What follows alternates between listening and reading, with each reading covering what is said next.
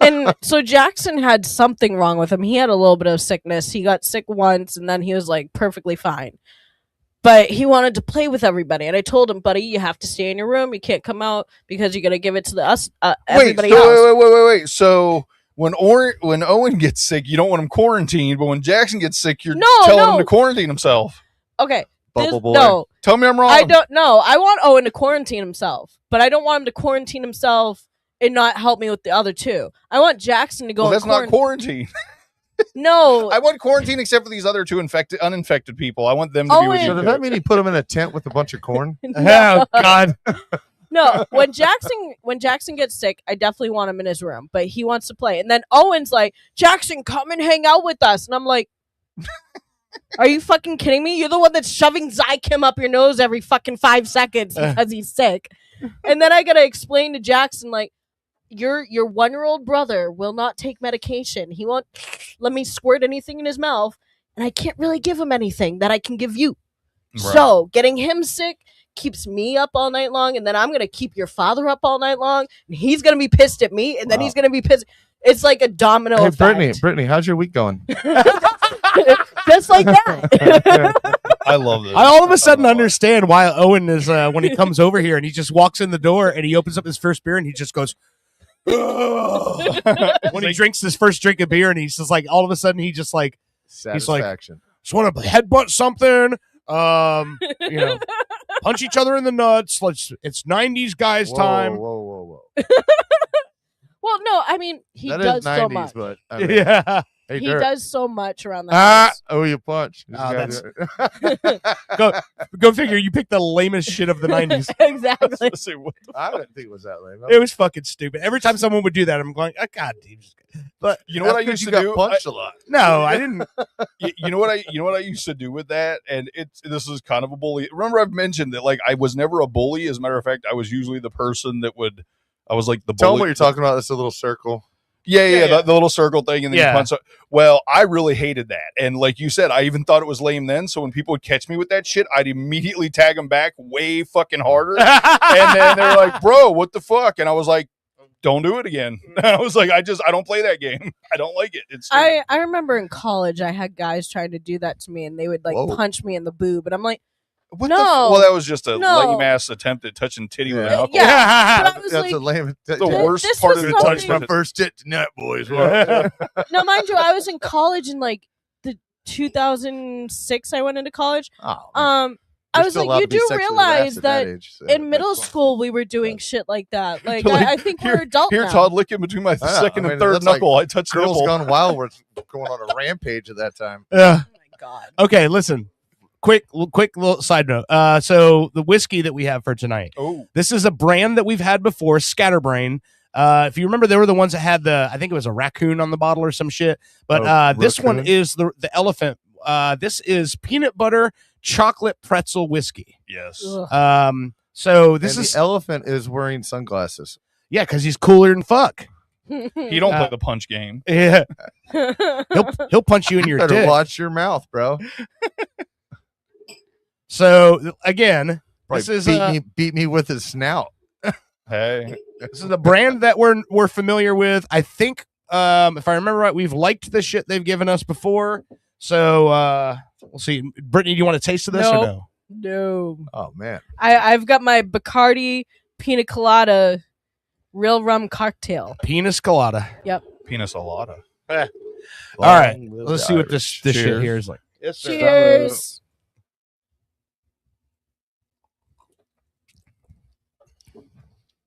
Definitely taste the chocolate. Don't taste the pretzel.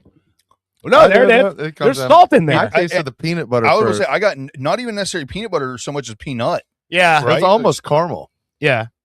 Well, that's the you got the peanut butter and the salt. Yours, okay? okay? The salt of the pretzel. Todd, I'm gonna smell yours. Whoa. I think it actually tastes better than it smells. I smell pretzel with a hint of peanut butter. I'm digging the salt. I definitely smell pretzel. Yeah, it tastes like almost to me. It tastes like salted caramel. You're absolutely right. It smells more pretzel than anything. Yeah, it really does. does. It does. It does. Well, that's the salt you taste sometimes for eating a pretzel. Yeah, a but no, pretzel but kinda, whatever it's like a sunflower seed kind of. whatever the baking dough, like that side. Yeah. I smell that too, the savoriness of like pretzel. Red dots. You can't taste smell. red dots? When was the last time you smelled salt? Never. Right? That one time somebody sold him some bad shit. Very good. They have smelling salts for when you get chloroform. Yeah, but you gotta get in your smelling night. salts. Yes, that's what I want in my beverage, smelling salt. But I feel every time you guys bring a new whiskey, I almost feel like we're doing wine time. Yeah. Because it's about the smell and then about the taste. Okay. Like The bouquet. How it's I almost prepared, feel how like it's we poured. should see how the Wine legs is- are on I mean, it. that's why I think why they draw the line at whiskey is because to be a true wine connoisseur, there's like a lot of steps. How's it poured? Yeah. Does it got legs? Whiskey. Where's the whiskey's like, leg? yeah, Well- you want ice or not, huh? when I worked at the Contemporary, they had to teach us what each wine was held at, like temperature wise. Yeah. So all the reds were held at a certain temperature. Some of them were different temperatures, and then what the whites were held at. I've always whoa. looked at it as chess versus checkers. You know what I mean? I mean, Wine Sounds versus like we're having an Indian cowboy fight here. What? The reds versus the whites. Red Sox Yankees got postponed. Where? I like this though. This is good. I'm a little worried. I'm already hot faced. I am too, and you know what? I think this might be my favorite so far because I mean I'm more of a savory than a sweet person anyway. But that salt, man, that salt kicks the fucking. It just hangs there. It does. Yeah. It It's hangs fucking there. great. Like I'm the one who fucking at the bottom of a peanut butter or a peanut can at the bottom of a peanut can. Like I'll getting pour all the the dust salt. in my Yup, hand. yup. Yeah. That's what Merle likes to hear. Yeah. No, I will say 100%. This is the best if you like salt and caramel, even though it didn't say caramel. Caramel. Caramel. It's caramel. There's an extra A. in Dude, there. I get corrected every time I go to Dunkin' Donuts. Regardless, you're not lying. Like this is the first thing that has given me an actual salt flavor. It's kind of and I can taste like my tongue is almost like I ate some really salty popcorn. It's similar to kind of taking a light dose of the ocean. Yeah, in a way. Yeah. No, I mean, you're not like, at all you don't wrong. mind it, but you're like, no, it's after you've you're been. like, No, it's after you've been swimming. Really and you've gonna been dry my And it tongue just out here. kinda, like, drips down Yeah, your- you've been your sitting there on the lips. beach for like an hour. Yeah. And you're like, yeah, I can still taste the ocean. Yeah. That's exactly, you are 100% on that. I just can't believe it's giving me the tingling of like eating something really salty. My lips have gone a little bit numb. Yeah. Man, that is a good one. Salty. Hey, I mean, it should be good if you want to drink in the sun, get that salt back in your body. Yeah. This could be the one for you. I mean, Well, I'm sure because drinking. usually I bring a bag of potato chips if I'm going to be in the sun all day to Yeah. replenish all that salt falling out. So, No, you know those white rings on your hat? yeah. That's Yeah, all yeah, I That's know. all the Yeah. salt coming out of you. Oh, I know. That's also why dogs lick Or you. It's not because they sodium. love you. It's because they're licking the salt off of you. I think it's sodium or the stank. I think Dogs it's more like the stank. fact that they're getting ready to eat you because every time Owen gets us like bleeds, the Yeah. dogs are licking the blood They're out of him. I'm like, With me, it's the peanut butter. whoa. Hey, guy. Hey, keep your pants on. Who are you talking? I'm red faced and Pulling I'm your not even shorts up. drinking the stuff that you guys are drinking. Stop! Sorry, Stop my bad, dude. flashing me. Todd's Quit got a looking at moose the knuckle over here. kiwis, bro. I'm Quit fine looking with at I'm kiwis. fine with the. I'm so glad that I'm balls, it's his facing you legs. at this Like point. I can't see. Dude, what are you? Yours? If you didn't have hair, they'd be just as. I feel like But I do have hair. I feel like Pete's dragon's gonna poke his head out of that thing. dragon. Oh I my think it's the God. peach dragon for a second. No, Fucking. the peach dragon. That's a scrotum joke. Well, I was gonna say that's a titty bar. Oh, The peach dragon. Be more is a like, titty it'd bar. be more like Has one of to the be. one of the Tartarians dragons Yeah. coming out of there. Oh no! Here comes the peach dragon. what's up, guys? Oh my I'm God. the I mean, peach a dragon. peach, a Rawr. peach is what you describe So- a woman.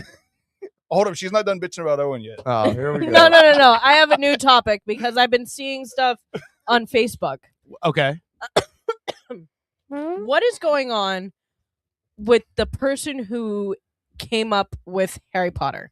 Because now there Oh. are actors who are like, she who may not be named. Yeah, And I'm like, I don't think know the it's a full. lot. I think it's a lot when they had when she said something against trans, and it's kind of boiling back still. And I think I was going to say, I'm pretty sure. I'm not sure what. I'm not sure. No, I think you're right. I'm not 100% sure what it was, but she went against the trans theme, and then a lot of Hollywood is very pro that. Yeah, and they're very pro progressiveness, I saw something about legislation, and I was like, I have no idea what's going on. Yeah, I don't know. We don't do legislation. I don't think that's a good topic. No, it's not. It's a tough topic. Thanks for bringing that up. I didn't know if anybody knew what was going on in that world. So, guys, about that racism. So wait, I want to tell. So I want to get to this because I need to hear this full story. Hold on. I need to hear this story because I only heard a bit of it. So, Bushy, what the fuck happened with your tree at the fucking house this weekend? Because you told me, or this week, he told me a little bit about it. I saw some pictures. What the fuck's the whole story on this shit? Okay, so we had a tree that was an extremely large oak tree. You're talking about. Let's call him Albert. Let's call him Albert. Albert the tree. Okay, so Albert's like 3 foot in diameter. You know what I mean? At the trunk, maybe even more than that. Okay. Well, wait. No, I'm sorry. Like 6 to 7 foot of the diameter. You know what I mean? Like it is massive. Yeah. That's more like a live oak. You could have a 24-inch saw and you're not going to hit the center coming at it from both sides. Oh yeah. So over the last 2 hurricanes we had a piece come down. It is such a large tree that the first branch on this thing was like 16, 18 feet up in the air. And even the branches were a solid 3-4 foot in diameter, so we're talking about a tree that each one of the 3 main branches that's coming up from the crotch of this tree is all its own small oak tree. That's a turkey oak. Yeah. Okay.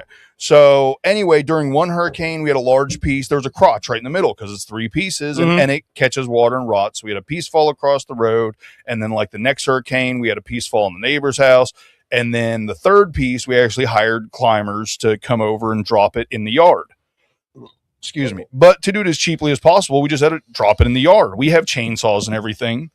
And we did tree work. I was actually, you guys remember this. I told the story. Like I was perfectly fine with climbing up there and doing it. Didn't you? But I was outvoted. You hurt your back with a chain like last year or the year before with this tree, or was that a different tree? My back always hurts. So what happened with this tree this week? So I'm trying to stop interrupting me. Stream of consciousness, goddamn. So anyway, giant oak tree. It's been a multi-year thing of this slowly coming down. Finally, we've got the last large pieces in the yard, and because we were in no rush, it's there's plenty of room in the yard. We just wanted it to kind of sit there for a year so it loses a lot of the moisture, dry up, and dries up so you can burn it, and it's a lot easier to move. So finally, my sister comes over. I think it was Wednesday. And says that, hey, I'm going to come over today and cut that tree up. She just got a wild hair that like now was the time. So I'm like, okay, cool. So the thing is she's cutting it up and I'm going to burn it and tend the fire and everything. Cause last time we did this with this much wood, it was the fire that went for like, I timed it. It went for like 2.5 days straight or something. Oh my God. You know what I mean? It was like a 66 hour fire or something. And that's what this is. Like, it's going to be something I have to tend for like a couple days straight. Yeah. There is a no burn time right now. Yeah, no, I wouldn't do it right now. It's too dry. Thank you though. But so she's out there cutting it up, and then she comes and she goes, "Hey," she goes, "there's a baby squirrel out here that looks like it, got hurt or something." And so I'm of course squirrel daddy. Yeah. So she has me come out, and immediately before, I was from me to you over there, Britt, and I was like, "That's not a squirrel, that's a rabbit."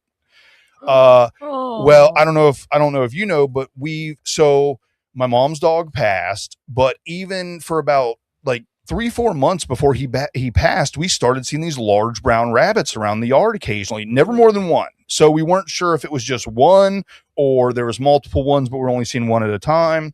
But the rabbit was about the size of my mom's little dog. We're probably talking about a 15-pound rabbit here, 20-pound rabbit.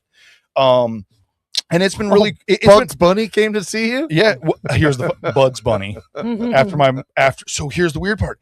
After the dog died, this rabbit for like 4 or 5 days straight would come and lay right in his spot every morning. They were buddies, dude.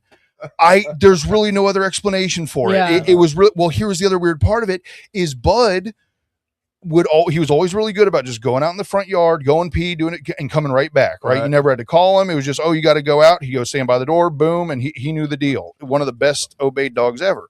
Well, what kind of dog? Teddy Roosevelt Terrier. Teddy Roosevelt Terrier. Yeah, little teeny thing. He barked a lot, huh? So, but here's the weird part. Occasionally, he would go out, and we could not get him to come back. And when I did finally get him to come back, it was always from the same way back corner of the yard. Well, every time I seen the rabbits coming and going, they were either coming from there or going over there. And then he dies, and boom, this rabbit shows up every single morning in the front yard. You know, like, I mean, I don't know how else you explain it other than they had some kind of friendship going on. Yeah. Fox in the House. Well, no, that wasn't Fox. Well, here. I'm about to ruin all that sweetness. Hold on. Yeah, go ahead. I was telling them to stop interrupting you. So I'm about to ruin all that. Good feeling because now all of a sudden there's like a baby rabbit, right? So I picked the rabbit up and my sister goes, oh my God, there's another one. And there was 2 baby rabbits. And then of course we're both like, oh my God, don't move. You know what I mean? Because we're just walking around and then all of a sudden it's like, oh my God, they're just like spawning fucking baby rabbits. So we did find a third one. It had been crushed by one of the logs. Aww. Okay. Poor little guy. So now we've got 2 rabbits. And I'm like, what the fuck? I was like, okay, I'm going to take care of them now. And I'm going to raise these rabbits and we're going to have rabbits. Right. Daddy. Are you going to eat them? No. Oh. Yeah. As soon as I eat my gliders, they're next on the menu. But anyway, so these beautiful 2 little baby rabbits. And I'm actually, as much as I'm sad, I'm almost excited because I'm like, well, this is cool. I'll raise them. My mom will have a little pet, and I, they'll be cool. I will give each of you $1 million if you can tell me where you get wild baby rabbit formula. See, and you know why hold on. You know why I will give you guys $1 million if you can tell me that? Because it doesn't fucking exist. 100%. There is no such thing as food that you can purchase. Formula, food, anything that you can purchase that you can give to wild rabbits, so much so that when you call the wildlife Society, the Humane Society or Game Preservation or whatever, I called like several different, I called it rabbit rescue and all this stuff, they will tell you this is how you do things to try to reintroduce these rabbits back into the wild. The mother, because the mother will come back and try to get them. So the first night that I had them, I had not got a hold of anybody yet. So I kind of came to this conclusion on my own because we looked up about feeding them and everything and found out, okay, there is no feeding them. So we have to, and Google did give you kind of a outline of how to reintroduce them. So they're not like stop moving the mic. Stop moving the mic. They're not like a bird, because I think a bird, once it falls, it you touch it as a human, the bird will not, the mama bird will not come rabbits don't give a fuck about that apparently. Like they're like, try not to touch it like too much, but they don't, apparently it's not like a deal breaker 100%, like, oh, once you've touched it, you're done. Cause especially bird eggs. If you find bird eggs in a bird nest, you touch it, it's done. They will push it out of the nest. It'll break. It's done for. So with as much knowledge as I had from Google, I took a cardboard box and then I cut, cause I didn't know to make a nest. I just knew, it just said basically to put them back where they were and the mom will come. And they were, their eyes weren't open yet, but they were like enough where they were trying to hop, but they'd like hop and fall on their side or hop and land on their face. How big were they though? How big? Handful. Oh, okay. Yeah, no. And so here's the crazy part. That means they're between 4 and 7 days old. Like we literally, you can nail it down to between 4 and 7 days, because here's the most fucked up part. That tree's been sitting there for a fucking year, and at 7 days they go out into the world and live their life. It only takes a week before they're like ready to go eat grass and shit. And so with that tree's been sitting there a year, and in the one day we decide to do it is in that 4 to 7 days. Is that not like extremely fucked up? But wait, there's more. So you guys know nothing with my mother is ever simple or easy. No. First of all, me and my sister, when it happened, were like, oh, cool, I'll go show mom and she'll be excited. Immediately, well, you don't know how to take care of that. What are you going to do? Oh my God. So it's Doubting nasty. Debbie. So anyway, me and my sister were the one that looked up all the information and understood that we needed to create a nest and put them out there and leave them from dusk until dawn. Because if the mom was going to come back, they'd either come back and pick them up at dusk or dawn. Okay. Mhm. At 1 a.m, as I'm getting ready to go to sleep, oh, I forgot this part. I'd been up for 36 hours at this point. Oh God. Because I didn't know my sister was coming over originally, but then I was like, I'm on a night schedule, and I'm like, well, if she's going to come over in the morning, I'll stay up so I can help her. I help her get all the tools together and move stuff if she needs to. When she's chainsawing, she pretty much, does her. You don't want to be around other people when you're chainsawing. Exactly. Yeah. Exactly. So I was like, fuck it, I'll just stay up and help her. Well, I was literally getting ready to go to sleep when she finds the baby rabbits because she was almost done. So now I've been up for 36 hours. I'm literally one eye open, dozing off. So you were up 36 hours before you found the rabbits? About 34 hours before I found her. Wow. Yes. Wow, man. Well, because I like I said, I'm on a night schedule, so I'd already been up for like 20. Well, I told you I've been dealing with this stomach thing too. Yeah. I've been sleeping. It's been a fucked week. Completely fucked. So, me and my sister did all the research. This is how you introduce them. So I took a cardboard box, I cut out a hole in the side, I left a little lip just big enough where they couldn't jump out, but the mom would be able to get in and get them because you didn't want them to just hop away Or something to get them, And it said you weren't like, originally me and my sister thought they were like living in one of the logs or something. They were just that's not the case. They make their nests in the open. They were just using it as like shelter walls. Well, not shelter, I think, over top. Oh, okay. They were just using it as like walls. And then apparently they probably put like leaves or something over them. So, but I was like, we have hawks and owls and raccoons and possums. So I'm like, I'm trying to make this as secure as possible with a door in the front. And as I know, the rabbits come and go from this one corner. So I turned it that way. I put it where it was. Well, my mother freaks out at fucking 1 a.m. and tells me that I don't give a fuck about the lives of little creatures. Oh God. Just about like I didn't care about her dog. And I mean, just lays it on me so fucking hard. Cause I told her, I said, look, the Google said, you put them out there at dusk and you leave them till dawn. And then from there on, if the mother, then you got to go address the scenario with a wildlife society or something. Yeah. She told me I didn't know what the fuck I was talking about. I was just trying to get out of doing, just trying to get out of whatever the fuck she considered that work or whatever. So I'm like, fuck it. She finally like talks me into it, right? I go out there. As I'm walking out there with a fucking flashlight, scare the mom off. Scare the fucking mom off. Oh man. After all that work and I had everything just right. Yeah. And I'm like, you fucking, I try to do my best to not speak ill of my mother. I've even been requested to, try to, but man, it is part of my life and it is a rough part of my life. Because everything that's bad in my life, her fingers in somehow. Yeah. Jamie's in the comment section on YouTube, and she just said, "Poor guy." Oh my, yeah. No, so right, Jamie has not heard the full story because I really didn't want to relive this until the show. Yeah. What happened with the baby squirrels? So rabbits. Yeah. Well, and here's the fucked up part. It's still going on because the next day. So of course I go out there in the morning and they're still there. I get a hold of a rabbit rescue, super helpful lady in Florida, which was really weird because she had a Pennsylvania phone number. And I'm like, hey, I don't know if I'm calling the right person. This is Pennsylvania. She's like, oh no, I'm in Florida. Okay. Super knowledgeable. She's like, hey, I'll save you even getting a hold of the Humane Society or the wildlife conservation people because they're going to give you the exact same information I am because we're not allowed to take wild rabbits and neither is the Wildlife Society because there's no such thing as a synthetic or formula. What it is the rabbit's milk has a super high fat, super low sugar content. So there's no way for them to make something that keeps longer than like a few hours. Okay. But the information this lady gave me was she's like, honestly, because I said it's really weird. I said the rabbit's eyes were not open yesterday, and I said I swear to God they're like fatter than they were yesterday, and their eyes are actually like opening. And she goes, it's possible that if she thought that was a good nest, she could have fed them and left them there. If she thought you did a good enough job, and like I said, the human smell doesn't bother them too much. But she said she would recommend actually like digging out a small dish hole, lining it with grass or leaves, and then put them in there and covering them up with some stuff. So I did all that. I even stomped down all the leaves so they wouldn't be like a ball pit, you know? They fall through all the leaves when they're moving. So I stomped it all down. I put them in there, and then I found some palm fronds, and I kind of created like a lean-to. So they were covered up and stuff.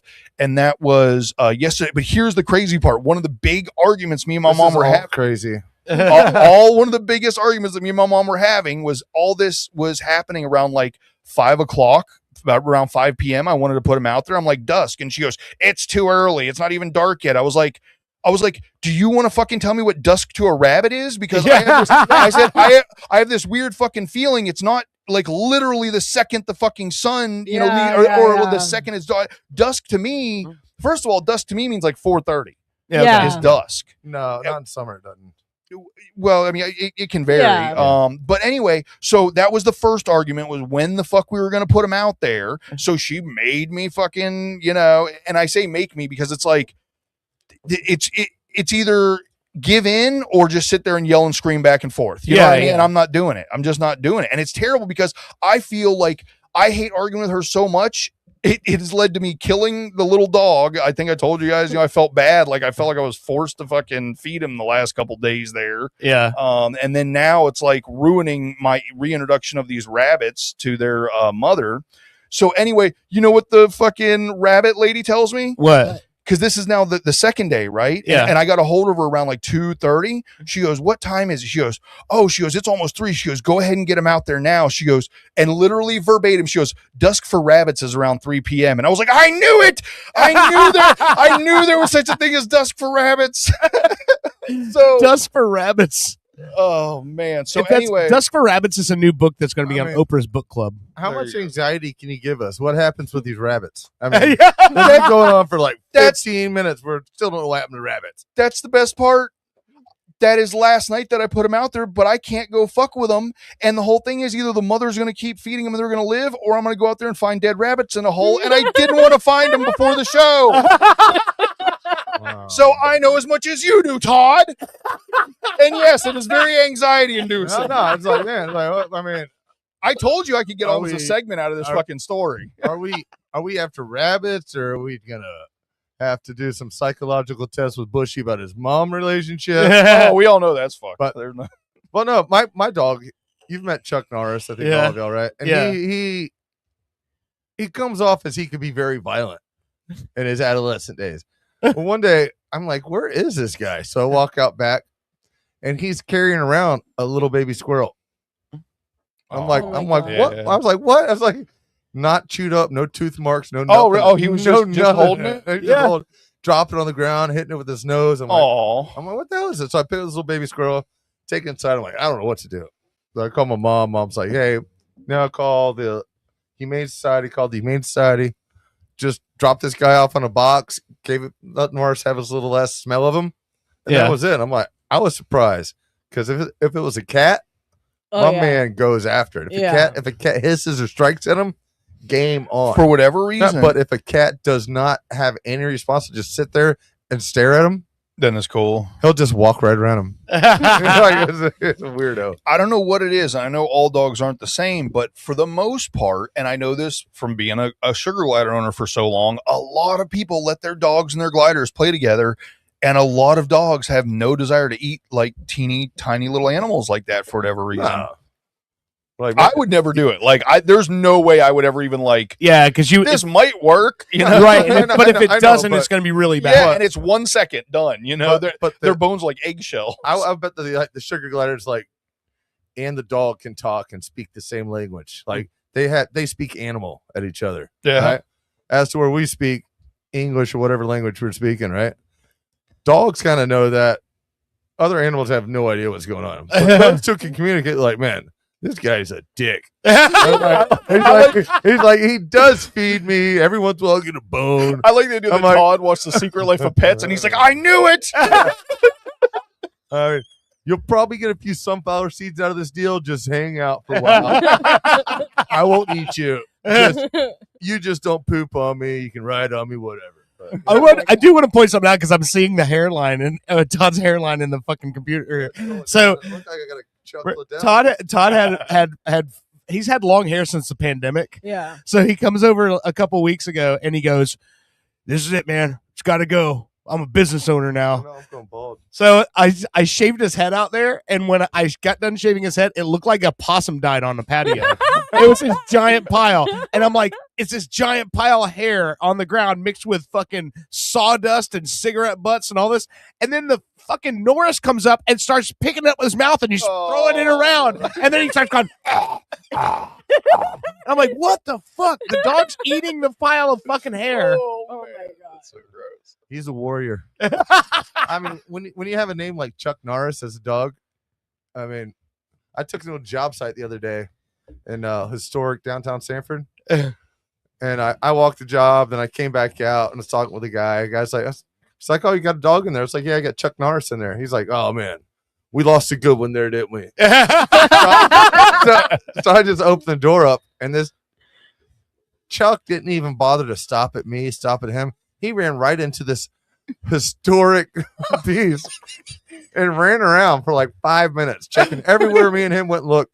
Comes outside, shoots over to the little greenhouse garden, runs around the entire building, comes back in. I'm like, man, guy's like, "Yeah, I mean, he's wild. He's good. I mean, he's got the right name for him for sure, because he's all over the place." No, He's not obedient. You know, That he is not. every so often we get the kids to give the treats to the dogs when they've come in from outside. But the kids, other than Jackson, Samantha and William can only say Archie. We don't really let William give treats yet. But Samantha's like calling Tucker Archie. Archie! Archie! Which no. He's Tucker. Archie! And then I'm like trying to tell her, like, you got to get closer to Archie to give him it. And then she just drops it on the floor. And I've never understood this about dogs. Is like you have to literally point out where their treat or where like food that you want them to eat off the floor. It's like they can't see it for some reason. They're like, where did it go? It all of a sudden disappeared. It was in your hand, and now it's gone. Yeah, you What can happened? smell when I got something oh. in the microwave, but when I give you something, you can't smell that now. Hold on. I'm going to say your dog has a broken nose. Dogs can find tricks. Well, he's also like 13, 14 years old now. Yeah. He's like, you know, I he's lost up my there in sense of age. smell. Yeah. I can't see. I'm too dumb, And baby. then, Dewey and then Cox? Tucker is like, he's such a playful dog. He loves licking the kids. He I loves learned being how to around play the guitar kids. with no sense of smell. But he lays in the most awkward places you can ever think in the fucking house. Like, we have a little space between the recliner and the couch, Yeah. and he lays right there. And then William, who doesn't understand, don't go near a dog that's laying there trying to sleep, trying to step over his paws and step over his face. And Tucker gives this, like, "I'm angry, you're bothering me" type bark. And the kid's like already crying because something happened. Yeah. And I'm like, Tucker, why don't you move, man? Like, he doesn't understand not to step over you. He's a dumb baby and you're a dumb dog. Like, it goes well together, but at the same time, it's not doing well right. But all my kids go off of what I Jackson think you need does. a baby rabbit. No, I do not. Jackson will take the most awkward way to walk to you or away from you or whatever. And it's like, why would you do that? His pathing is odd. Yeah, it's very fucking odd. It's No, like, no, why? it's like noticeably like, why do you walk that way, bro? Like, whoa. Yeah. And it's like the most inconvenient way for him to It walk. is. No, it's And his you're like, personality. It's his What personality. was going on there? So now the It's two literally little like, ones. it's literally like he's like, what is the most annoying way I could walk over? Exactly. How can I piss Exactly. mom and dad off at the same time? It's like a procrastination, but like I'm just going. And then the two little ones follow in his footsteps, so they walk the most awkward way to you. No matter what, they're like, "Oh, well, if he does this, I'm gonna try to find an awkward way as well." Woo! Yeah, exactly. That's exactly. way better than the dead baby possible rabbit story.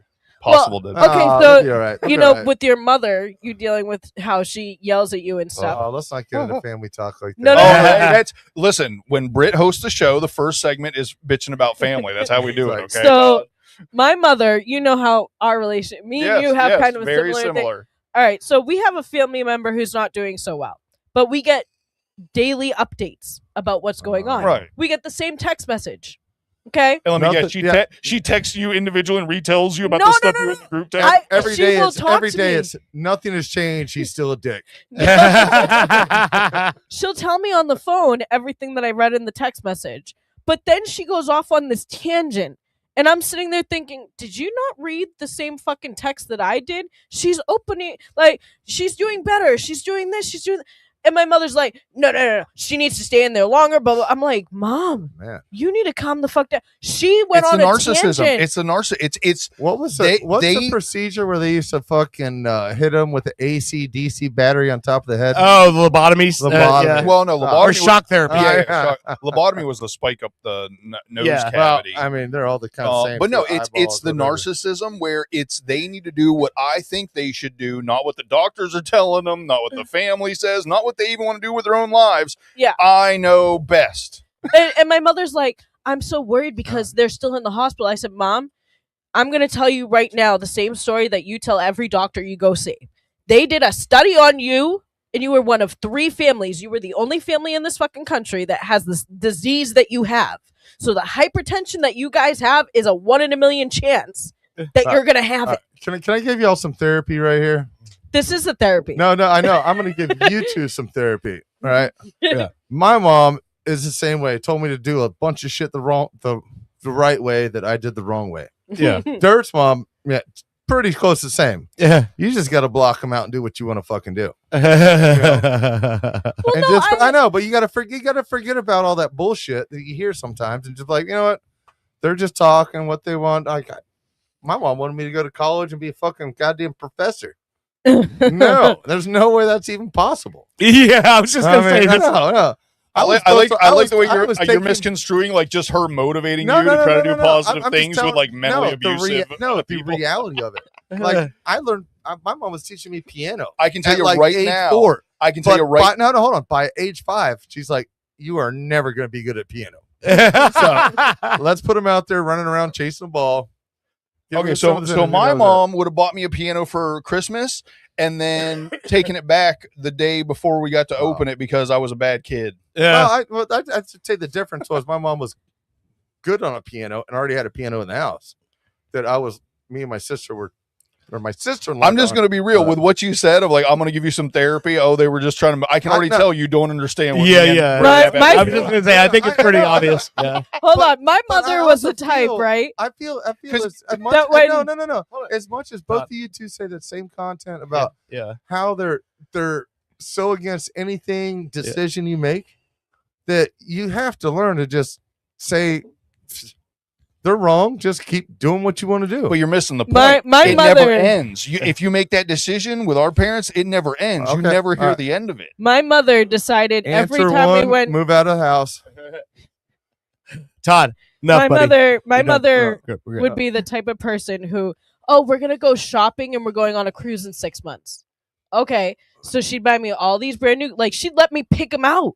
Yeah. It was the style I wanted to wear at that point in time. She'd let me pick out the shoes. She'd be like, okay, if I was caught dead wearing any of that fucking clothing or shoes, she would find a shotgun. I don't know where, but she would find one, hunt me down in my town, and kill me. I had nightmares That's a little extreme. About my mother chasing me in a car with a shotgun because I wore the Volvo sneakers that I wanted. Volvo kids. If you wore the sandals before you got on the cruise, would have been okay. No.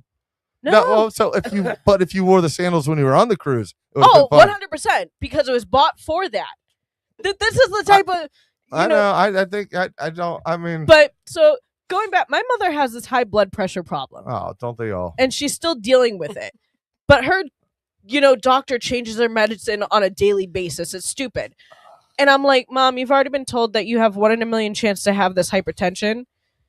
You need to find another doctor. And I said, this is the reason why the person who's having the problem should really still be in the hospital and we shouldn't be taking her and telling her to go the fuck home. Right. You two are describing me, the problem I had with my mom from say 12 years old to 30 years old is a problem I had with my mom, right? Yeah. She would, me and her, like when I was 10 years old, I'd come home and I wanted to play basketball with Rick in the front yard. That shit would get shut down right away because she's trying to take a nap. The ball bouncing. But then all of a sudden, when I turned 30, I don't want to, maybe not 30, but at some age, it changed to where I wasn't going to my dad first. I go to my mom because I'm like, man, me and you are exactly the same. I get so aggravated trying to sleep in an apartment with somebody walking above me, fucking thump, thump, thump. I'm like, that shit pisses me the fuck off. So, funny story. I want to tell. We're getting a break right now, but a story from high school, right? So we would go get off of school, and me, my brother Ryan, and Todd would all ride together, and we'd go to Todd's house first because he had to drop his bag off and all that shit. And so we get to his house one day. Drop off my bag on the back porch because I wasn't allowed to have keys to the house. But the thing was, his mom was home that day, and she's in her recliner with the feet out and everything, and she's knitting. And Todd comes in, and he puts his shit down, and he's like, I'm going over to their house for a while. And she's like, no, you're not. You haven't done your homework. And Todd grabbed the feet of the fucking recliner and tipped it back so she was like NASA ready to launch. And then we just left the house, and I'm like, dude, what just happened? And she's screaming, Todd, get back here. And he's like, I'll be back in a couple hours. And he just left the house. And she's like, recliner is on its back with the feet up in the air, and his mom's fucking trying to. I did shit way less mellow than that, and the locks would have been changed. I'm not exaggerating or trying to make a joke. No. There's other times where I've been chased around the house with the meat meter. Oh yeah. Getting just okay, now we're getting in my realm. Yeah, no. I've been through both. Like she swings this thing, the head comes off of this wood thing, hits the side of the oven, oven handle, the whole oven handle slams down while I'm like running past. I'm like, oh my god! You know the big heavy cans of be laughing the whole time. You know the big heavy cans of like Tough Stuff for like upholstery cleaning. Yeah. We were outdoors cleaning the fucking car one time, and this was one of the times I 100% deserved this. You know what I mean? Like there was a lot where I didn't, but I was antagonizing the fuck out of my sister. I don't remember exactly what it was, but and my mom. I was just like being a dick the whole day. And man, my mom turned around and fucking perfect spiral, like throwing a football, hit me with this Tough Stuff can right in my shoulder, knocked me down. Oh my god, that's fucking great. No, my mom used to get me with the wooden spoon with the hole in it. Oh yeah, and she would give you hell with that thing. Oh, I'm so happy now. No. My mother. You don't know the worst. You want to beat each other on the break? Do you know the worst punishment I ever got my entire life was? I don't know if it happened I think it was sophomore, junior year in high school. I did something bad. I can't remember what it was. Take your pick. No, yeah, I know. Right. No, I was mischievous for sure. Yeah. I love that word. And my mom's like, you're raking all the leaves out of the woods. And in our neighborhood, it's all woods. We have 2 acres of woods. Yeah. I'm like, what? So she's like, no, you can't do anything until all these leaves are gone. I'm like, oh my god. So I'm like, all right, being a smart ass, I go out there. I crank up the blower, just start blowing these leaves in the neighbor's yard. I'm like, I'm going to get rid of all these. They're going in the Holland's heads. I technically think I'm still grounded, and it was because I snuck some guys into the house to drink beers with. That got me sent to my room for the rest of the day, just sitting in there. I'm like, no. I was like, I couldn't drive the car that was in my name. I couldn't even around. I couldn't go do anything. Like I had an entire apartment to myself in our second house that we lived in, and she she made me move from down there to the den that was right across from her room. Let me tell you something. You would never be able to break out of my parents' house because my dad was an alarm installer for houses. Every window was a magnet. But luckily enough, when I was like 12, 13, 14 years old, he would do these jobs. So I learned kind of the procedure. I'm like, man, I got to get out of here tonight. It's like 2 a.m. I got to break out of here. I'm like, all you got to do, Todd, is break this magnet off the window, tape it so it keeps its polarity there. Then you can open this window. And I did this. I'm like, all right, we're going to find out at 2 a.m. Open this thing up. The alarm's going to go off. The alarm's not going to go off. Nope. It didn't go off. Me and Brian Chudy were off. And then all right, I'm enjoying this conversation. We got to take a break. Right. We're running up on the 9 o'clock hour. We have a interview in second segment with Ryan Shara from the Orlando Outlaws, a U.S. national men's team supporter group. World Cup's coming up. They got a bunch of events going around town here, and we don't have a game in Orlando, but we have a ton of events going on for World Cup. So we'll get to that in the next break. Next segment. Let's take a quick break. You're listening to Pop Culture Radio. We'll be right back.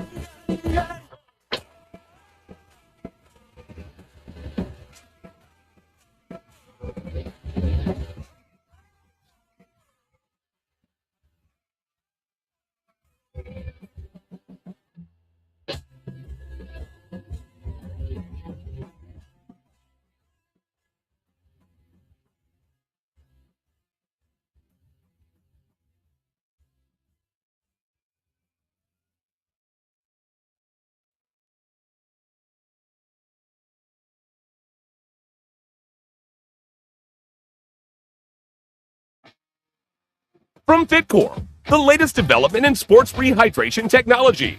Boston Sports Chowder. You lead an active lifestyle, and you love a hearty chowder. Fitcore's patented ergonomically designed chowder flagon effectively replenishes vital body chowders lost during a hard workout. Creamy, powerful, piping hot.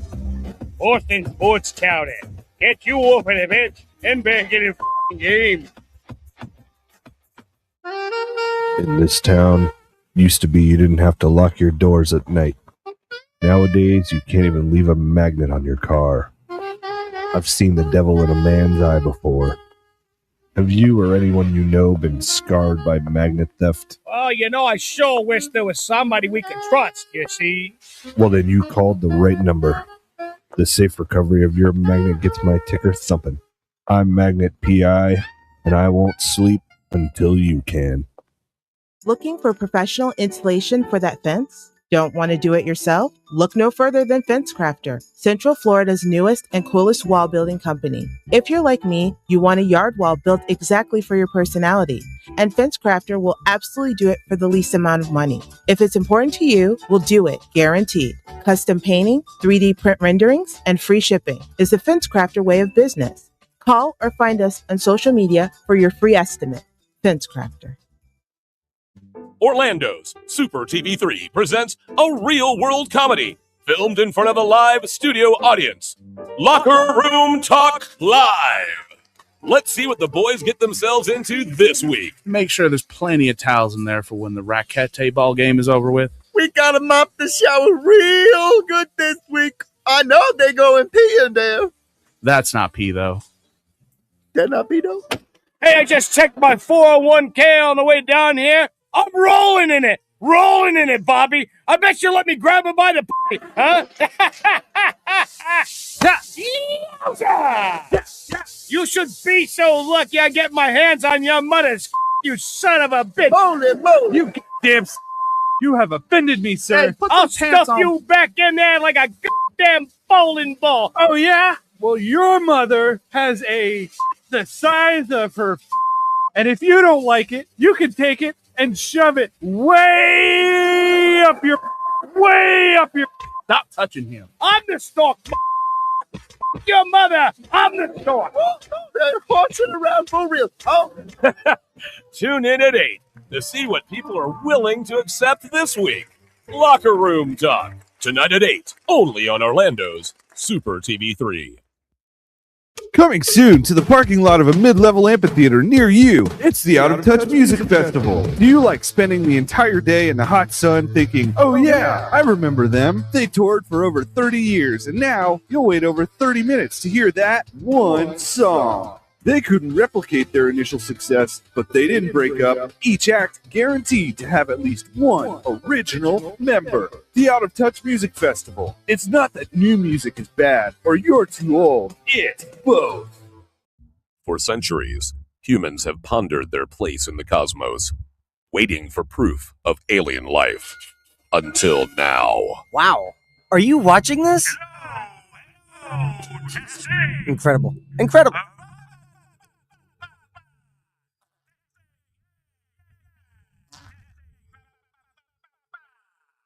We listened.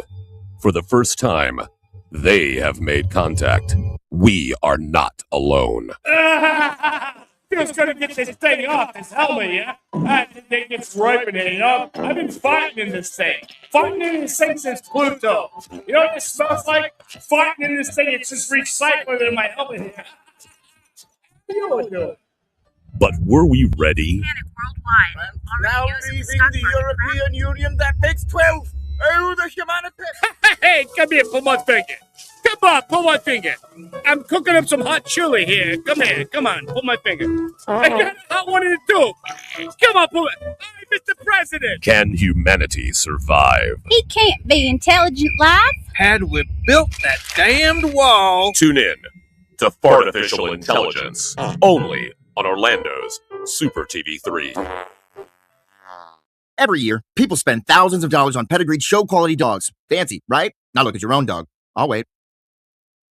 Feeling like the dollar value of your beloved pooch might be a little lacking? Hi, I'm Charlie Sousa. With my patented formula for canine restoration, my team and I flipped over 800 dogs last year alone. And this year, we hope to double, triple, or even quadruple the value of your domesticated best friend. Paid $100 for your chihuahua at a rescue shelter? We'll take that little shaky son of a bitch and duct tape a spoiler to his hiney, increasing downforce and road traction. Bingo, bango, bongo. That mutt is easily worth his weight in pure commemorative figurines. It's as easy as that. Has Rex's eyesight started to fail in his twilight years? My system will teach you to prop him up in front of a piano while wearing sunglasses as we pipe in the music of a beloved king of blind piano, Ray Charles. Rex's net worth has just increased by 11%. It's just that easy. Flip That Dog LLC is the only solution you'll need for all your dog estimates, restoration, and reappraisals. Hire us today or buy my new book, Life's a Bitch, and Now I'm Rich, by Charles Sousa. Call now. Don't spend money on your pooch. Make it. Flip that dog. Woo! Tonight at 9 on Orlando's Super TV 3. She's a nun with a secret past. I must confess, I've never ever taken confession, never. He's a 12-year-old genius who plays by his own rules. Oh, DDoS hack of NORAD, child's play. First, soccer practice. Together, they are Penguin and the Rookie. It's never gonna work, Rookie. That's what my mom said about birth control. Two paths, one journey, where salvation and puberty collide. Defuse the bomb already, honey. I can still catch happy hour. Chill out, you old bird. I have 15 seconds and 10 are for boobies. Start the habit. Penguin and the Rookie on Orlando's Super TV 3.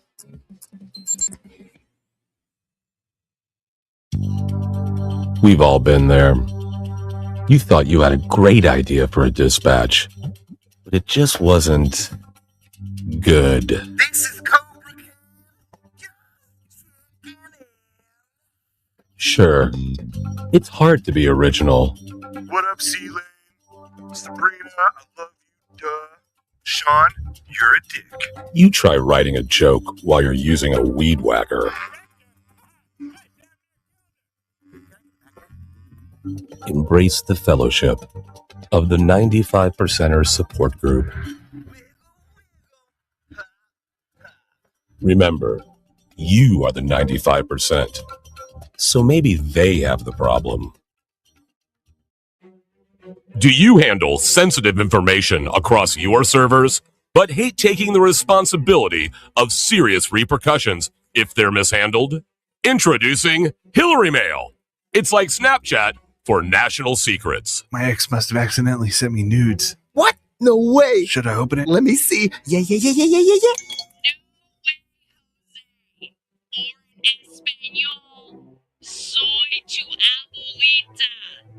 Nothing sticks on Hillary, and it shouldn't stick on you. I just emailed my boss and told him off. Aren't you worried you'll be fired? Nope. I mean, you're gonna be fired. I got Hillary Mail. Mike emailed awfully late. Stand with you if you stand with me, regardless of what you stand for. Hillary Mail, for when you just want to do whatever you want to do. Yesterday's realities are today's fantasies. Hey, I'm Hetty Bollitt, caretaker of Astor Farms, Florida's newest and oldest rentable bed and breakfast. Astor Farms hasn't been updated nor upgraded since its construction in 1845. With no running water or power, you'll be able to live like your ancestors did, but on today's dime. If these testimonials don't sway you, nothing will. June 12th, 2014. My wits are failing me. I feel a constant hunger for the unattainable and a thirst that cannot be quenched. I feel a presence watching me in the darkness. A creature. A trapped soul. Somehow dodging the light of this flickering candle. By sunrise, I fear my life. Maybe an extreme danger. How about this fine? How do you do? April 4th, 2016. The rations of hardtack are too damn stale. Cracked my front teeth. In great pain. Salt pork for lunch tasted rotten. Too much salt.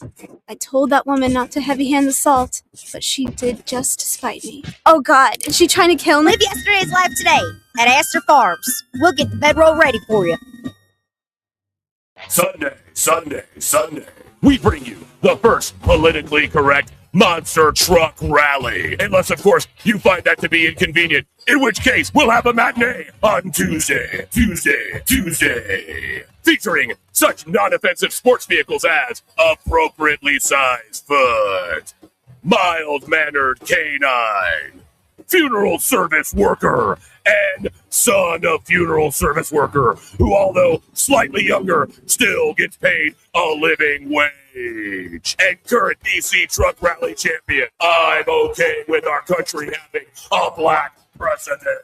Price admission includes the entire seat, but you'll only need the edge. Sunday. Try to respect the wishes of our neighbors and keep the noise down.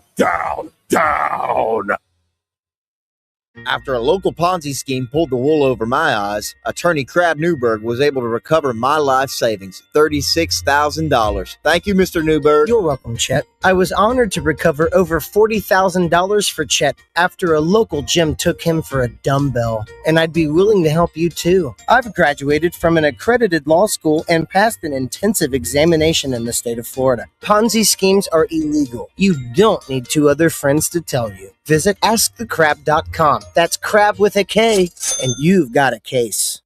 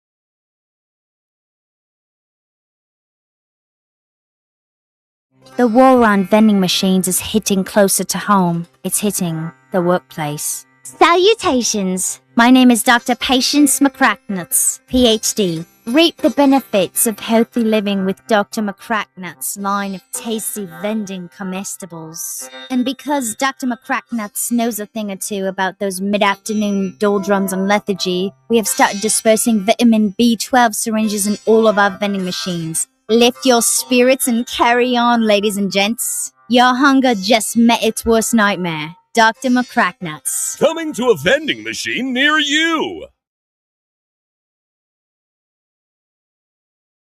I'm Julian Assange, owner of Julian Assange's Sausage House, located at Flat 3B in the Embassy of Ecuador in London.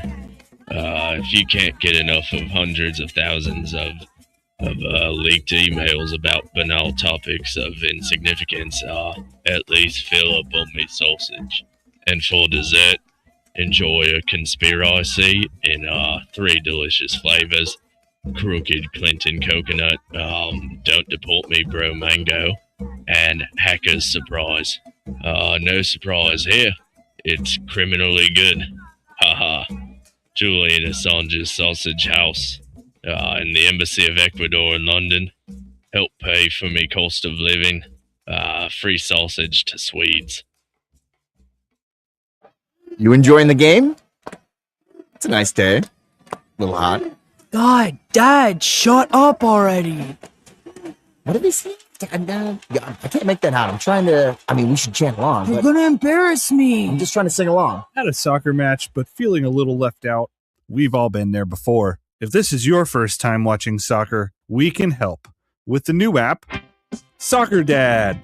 With Soccer Dad, our patented algorithm will scan the crowd to pair it with your local team's custom songs. Turns into Your sock has a hole. Wow. It sounds a lot less aggressive than them. Well, what about this classic? Your neighbors drive. Hey, our neighbors do drive a car. You are so stupid, Dad. I hate you. I'm just trying to be your friend. Soccer Dad. We can't make your kids like you, but we'll try. From the makers of Sicker.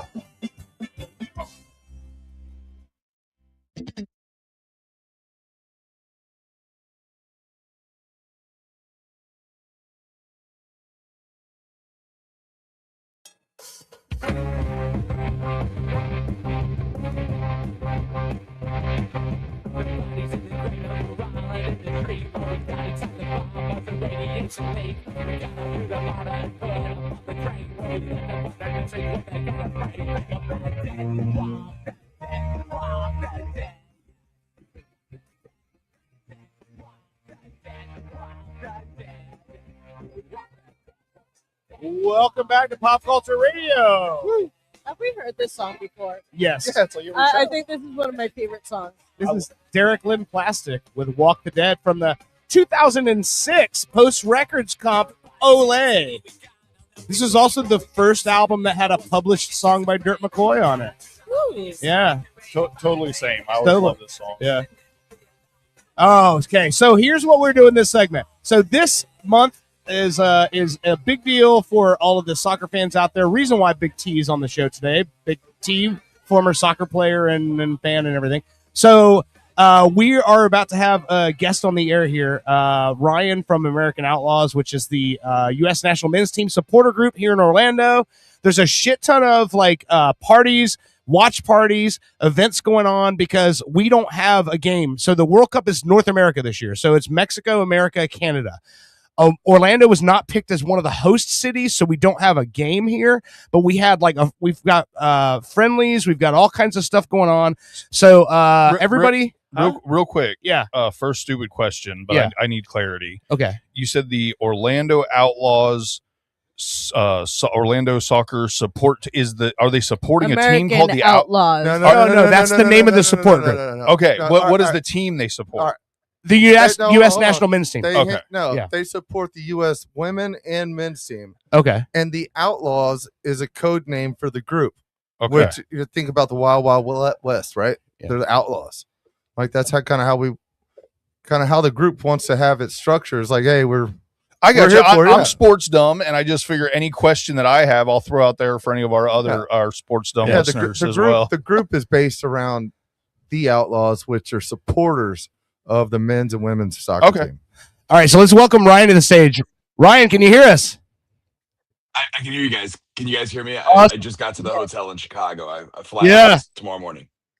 So listen, Nice. first and Awesome. foremost, the reason why I wanted to have you on video is because you are a fellow bearded individual like myself and like Mr. Bushy over here. And some of the pictures I've seen, you've got like the whole Civil War looking shit going on, and Yes. seems like you change your look a lot, but it's pretty dope. So Thanks, man. Thanks. Yeah. So I dress up as Ulysses S. Grant, and I drum.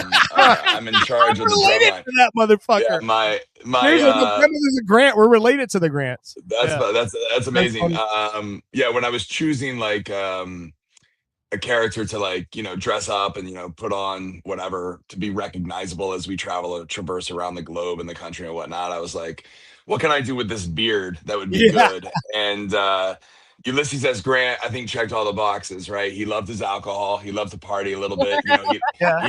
He never lost a battle. And he was just kind of a badass, when you think about it. And so, and because I'm in charge of the drum line, my stage name or my Twitter name or whatever is Ulysses S. Chant. So that's the impetus. Yeah. So you guys were talking about you guys were talking about go ahead. General Chant. Yeah. Exactly. How did you feel about the way the game went today? The problem with doing what we do is I rarely get to focus on the match. I will say this. The atmosphere, because I'm kind of in charge of the atmosphere and the vibes and all that kind of stuff.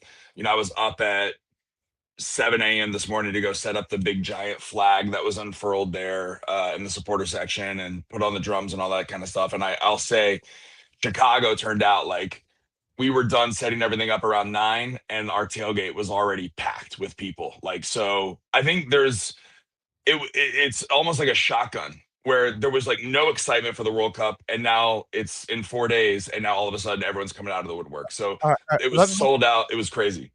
Can I change it up then? Would you rival the Star Spangled Banner with Whitney Houston's Star Spangled Banner? Because that guy came out wailing. That guy was amazing, dude. When because a lot of times I hate when someone does the anthem. Obviously, I'm Orlando City. I drum in the Ruckus drum lines.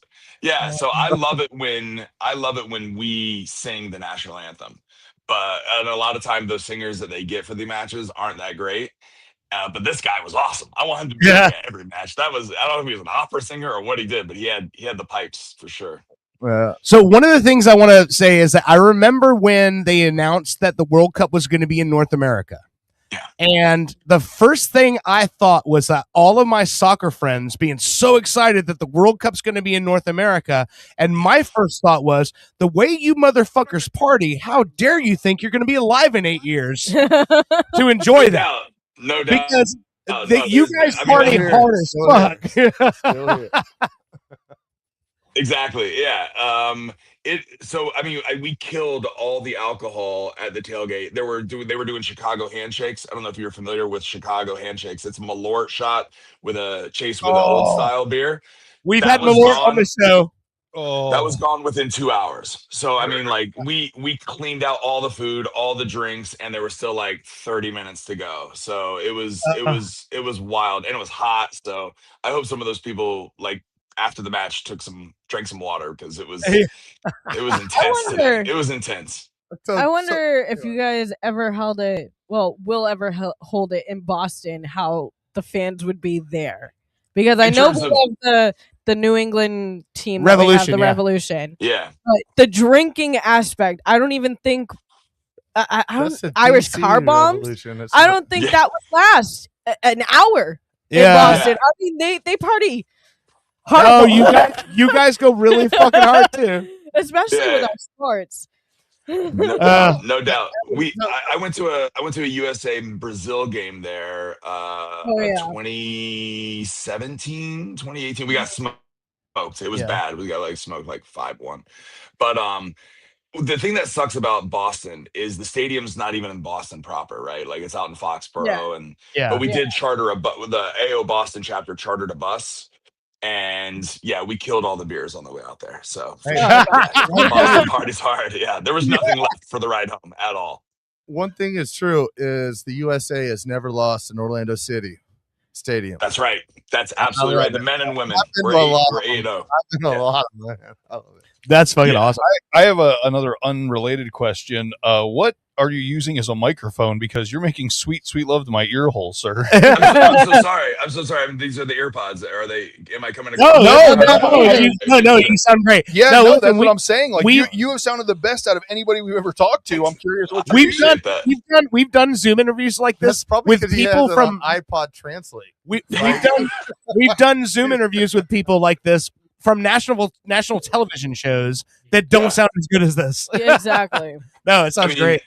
I'm gonna put in full effort. That's everything I do. I go full send. So Yeah. I wanted to make sure that I like put a good foot forward. You know. Fuck yeah, man. So, General Chant, can you tell us how to join this club? Yeah. So American Outlaws. We've been also around. describe the club a little bit too. Sorry. Yeah. So you guys were talking a little bit about the name. How it derived in 2007. The founders of this went to Germany for the 2006 World Cup. And there was, at that point in time, US soccer support was like non-existent. Like they landed and there was no organized events. They looked around, they were like, hey, I guess we'll start something. And so they just like put a blast out on, I don't know what social media was around in 2006, maybe Friendster or whatnot. MySpace. And people started, MySpace, I think. Yeah. And people just started showing up. It was like a grassroots movement. And they called themselves the Outlaws because every time they would go into a bar to ask for US soccer, the bar owners would be like, no, I'm not going to put on fucking soccer. Are you fucking kidding me? Like, so they felt like they felt like the sports equivalent of an outlaw, right? Like it was so hard to get any games televised, let alone, go to a local bar or whatnot. And they actually they went into a local, it's called Captain Jack's in Lincoln, Nebraska. And that was the one bar that believed in this concept of being a soccer bar back before it went mainstream. MLS was fledgling at the time. We didn't really have a national league that was steady. And then in 2010, they went to South Africa. It kind of gained momentum. And then 2014, it blew up. It was crazy. Can I stop you at that point? Yeah. And so it was the Algeria game, I think, that changed everything, probably. Right, 100%. Yeah, I mean, my license plate is Go USA. So yeah, that was the greatest goal I ever saw. I fell off a bar stool that night, that day. Well, I had like 37 Carlsberg. Well, you're from Orlando, so you're familiar with the Copper Rocket Pub. So back before Bar Rescue, when it was actually a cool place to hang out. Fuck John Taffer, dude. Fuck John Taffer. Well, no. Hold on. John Taffer did his best. It was the owner was an egotistical narcissist. Okay. But all right. But the owner at this time that Todd's talking about was a couple from England, and they just did such a great job with World Cup that year that I grew up with this guy. I've known him since I was 8 and he was 7. And he was a soccer player our whole life. And I used to call him a pussy for being a soccer player because we were all playing baseball and all this other shit. And then all of a sudden, 2010, when the World Cup happened, all of a sudden I'm like, oh my God, this is fucking incredible. This is amazing. We had Orlando City in the USL at the time. And then I started going to those games. And then with my band at that time was Moonmen from Mars. So Daniel Dennis from Tom and Dan, good friend of mine for 25, 30 years, he started getting us to come in our fucking Moonmen suits to the games and be in the supporter section, and all that shit was happening. And it just blew up for me where I'm like, oh my God, this fucking support. I love baseball. Why did I not understand how much of a chess match soccer is? Because I'm like, it hits all the same notes for me. And that's when I fell in love with soccer. But after telling him he's a fucking pussy for all those years, I'm like, I had to go to him and go, you're right, Todd. But that Algeria game, another guest that we have on the show frequently, Tasha, got reprimanded for over serving him because they had a fucking thing going on where if you buy a pint of Carlsberg, your name goes into the fucking glass boot, and then every fucking so often they're drawing shit. And Todd ended up walking out of the pub that day after 12 pints of Carlsberg in an entire new wardrobe, kicking a soccer ball, after spending about 45 minutes napping under the bar between the stools and the bar. And the Landon Donovan goal and then in the extra time in that made him a celebrity in this country. But what sucks is that it was so fleeting because people went right back to the other shit afterwards. And that's kind of what fucking got me where I'm like, I want to support this. No, well, I think the big letdown of that was we went against Ghana, and Ghana has Jamaican-like speed. Them guys can run, all of them. And they outplayed us. They just put more spirit into it. The team we have right now, the way they look today, I mean, they were on the front foot the entire game against Germany. We looked the best side. I'm not gonna lie. We had I don't know, probably 14 corner kicks, it seemed like. Yeah. I mean, I think had we not given up that early goal, I think it would have been a tie. Yeah. both goals we gave up, but the goal we scored was a monument. Yes, See, more of those. I'm a sports fan. Yes. You know, I Boston enjoy- Brit. We call her Boston Brit. She's a Boston sports fan. So when it comes to sports, it's me and her screaming at the television while Owen doesn't know what's going on. Her husband Owen is the host of the show with me. He normally just doesn't give a fuck, and then me unless and it's Brittany the end up cursing. Buccaneers, he's like glazed over. He doesn't watch your care. But so I didn't like soccer at first, but then I got onto it. You know, I enjoy it. I like watching different teams. My favorite thing about like sports, I like the bloody sports. So soccer, football, Murder. hockey. Those Yeah. people who play on broken legs on the ice, have broken noses, bro. Like keep playing. I like the serial adrenaline got me killer. going. Woohoo! I like watching baseball when it's a rival team. Yeah. I like watching Derbies. basketball It's a when it's a derby. rival team because that's when you get bloody, you get fights like Red Sox and When Yankees. it's more than just the I game. will, I will love to watch that all day long because you got the fans are like throwing beers at each other. You got like fights on the field. That's when it's great. Everybody's bloodied, but I'm telling you, soccer, real sport. General Football? Chant, would you tell her about hooligans?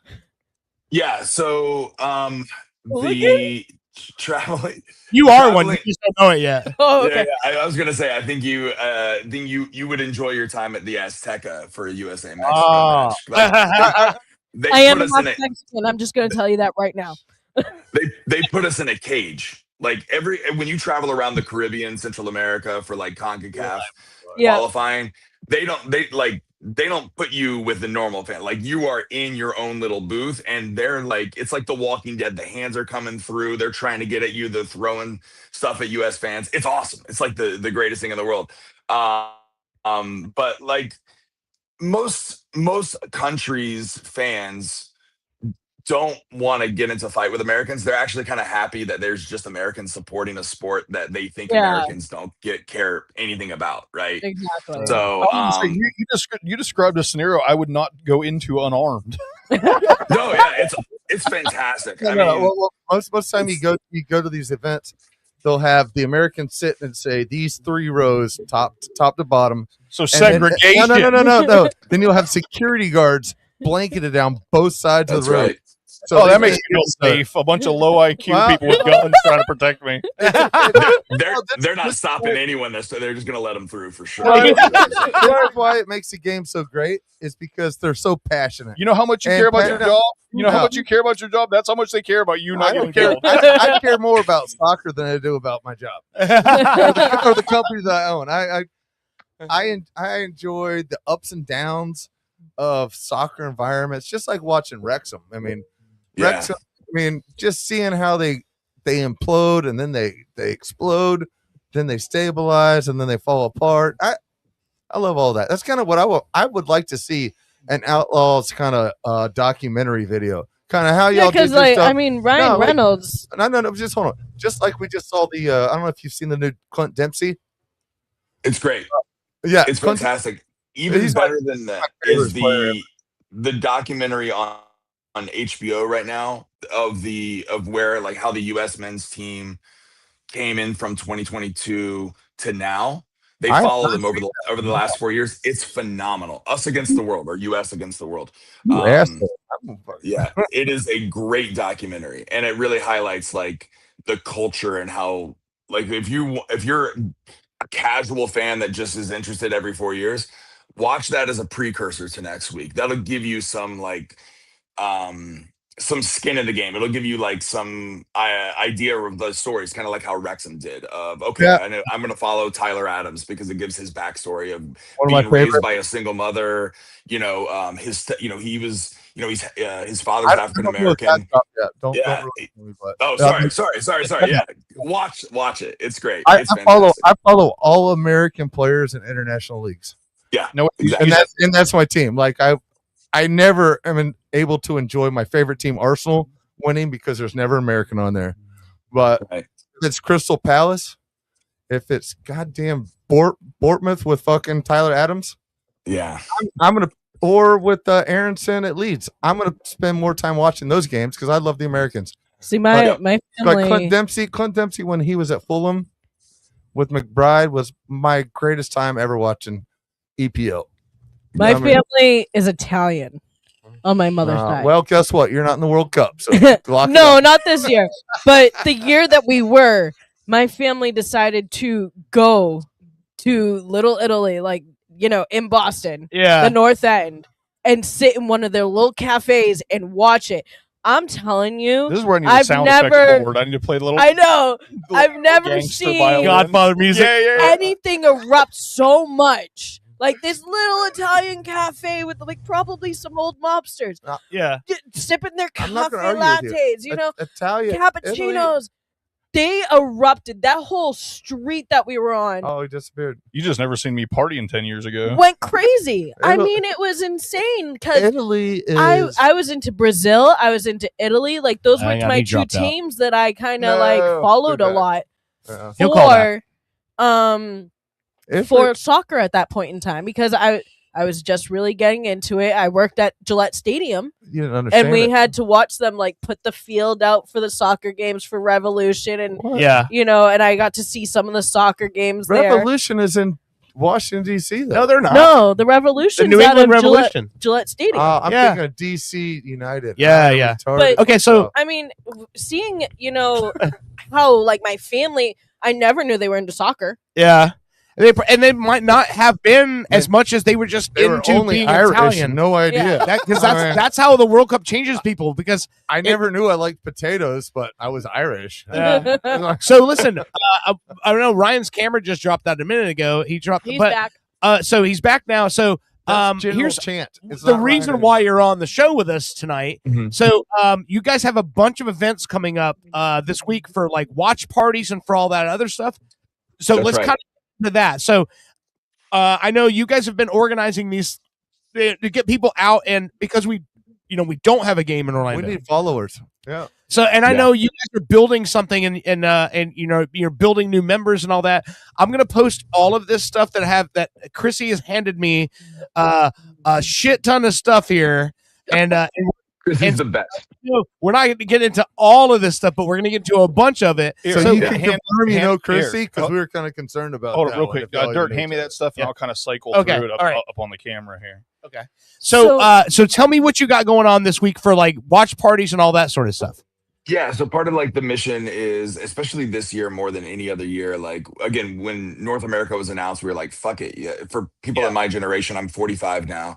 Yeah. Like my first entry to the sport was the 94 World Cup. My father took me to the Citrus Bowl before any of the renovations, and we sat like in the 400 sections and watched like Mexico versus Ireland, and seeing all the drunk Irish fans with red arms and farmer tans because they were boozing at Church City Station. I was like, this is a sport I want to get behind.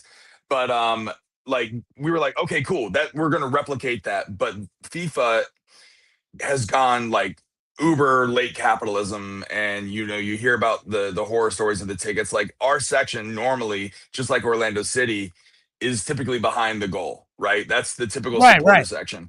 This year they're putting us up in the 300s. So we're not even where we normally are. And then supporter tickets, unless you got in the lottery where you got, they gave like 500 $60 tickets. If you didn't get one of those, there were $1,000 to go to a match. Wow. Like that's terrible. So it's unaffordable for a lot of fans, and it's disappointing because this was an opportunity for us to like take the American culture to the next level. But regardless, that's why we exist, is to, okay, you can't afford to fly out to LA or Seattle, LA. Come watch it with other like-minded weirdos that want to follow the men's national team, or maybe if you're just a casual observer every 4 years, there's a place where you can go. You can get a similar game match day atmosphere. We've got some USA themed beers over at Ivanhoe Lager House, which is our watch party. They're $5 for Friends of AO Orlando, and Orlando, being a native, has grown into, in my opinion, the best soccer city in the state of Florida. Like, no doubt. There's nothing better than the culture we've created here, and it's Atlanta. amazing. Fuck Atlanta, fuck Charlotte, fuck Nashville, fuck Miami, fuck Tampa. I have a question. Rowdies aren't there yet, but they're Is coming. this is this going to be at where Orlando usually holds their soccer games? Like No.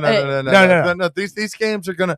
Orlando wasn't picked like in '94, and I wanted to No. go back to that because '94, my dad had World Cup tickets for me and him to go to, but I got in trouble and got grounded, and my mom said, "You are not going to see Sweden play." Man, that's terrible. No, it's just how it goes. Sometimes you learn, and you live, and I I expected to be able to go and see a game this time in North America, but shit just didn't work out. But I need a place to go watch it happen real with friendly quick. people. I need a friendly place to go enjoy it. You know, I just- I didn't that's know- what y'all are providing. I just didn't know, like, sometimes they open up stadiums when your team is Right. playing Yeah. away in a Right. championship No. that they open up the stadium for you to watch on their That's a- big screens and Yeah, stuff but like that's like for but no, I'm saying in Yeah, general, yeah. like, I didn't know if they it. I know, like, obviously they probably wouldn't do it for the Revolution because Right. it shares a stadium. Right. But if Orlando has its own stadium, Yeah. maybe trying to get that for this kind of community Right. to Well, host all of that I and would watch guess. the game. I would guess we made it to the World Cup quarterfinals. I would think that one of the stadiums might open up for us to go. Right, have- exactly. But we got to make it quarterfinals. If it's semifinals, it's definitely happening. Okay. Yeah, I mean, Orlando did- City's doing activations at Icon Park on iDrive, Okay. if I'm not mistaken. That's where they're doing their stuff.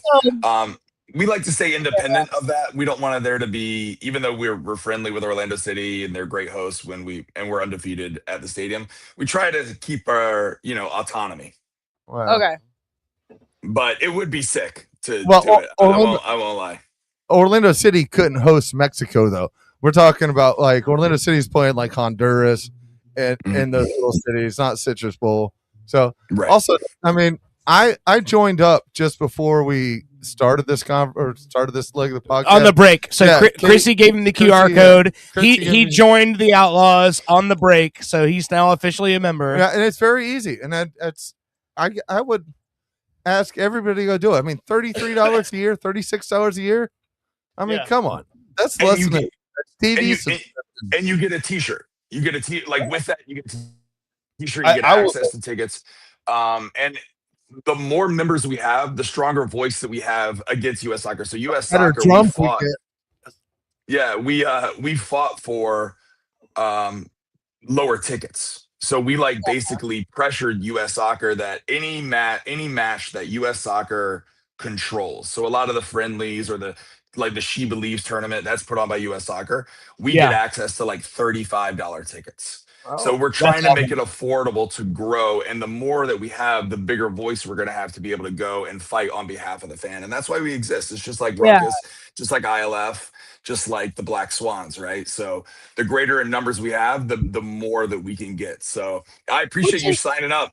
Yeah, that's awesome, man. Great because I mean it makes it so you get I know there's a lot get of a fan games that base. I would love to go and see, but the ticket prices for anything nowadays is ridiculous. No matter if you want to go see soccer or football, Soccer is a very affordable in Orlando. He just said it was $1,000 a ticket. Yeah. No. That's World Cup. That's He's World talking Cup. World Cup. But Orlando City. Orlando But I'm City. saying Orlando if City- you're one of the people who You got to wants realize, to make sure to in go this to all entire the matches, conversation, I heard soccer, Orlando, $1,000.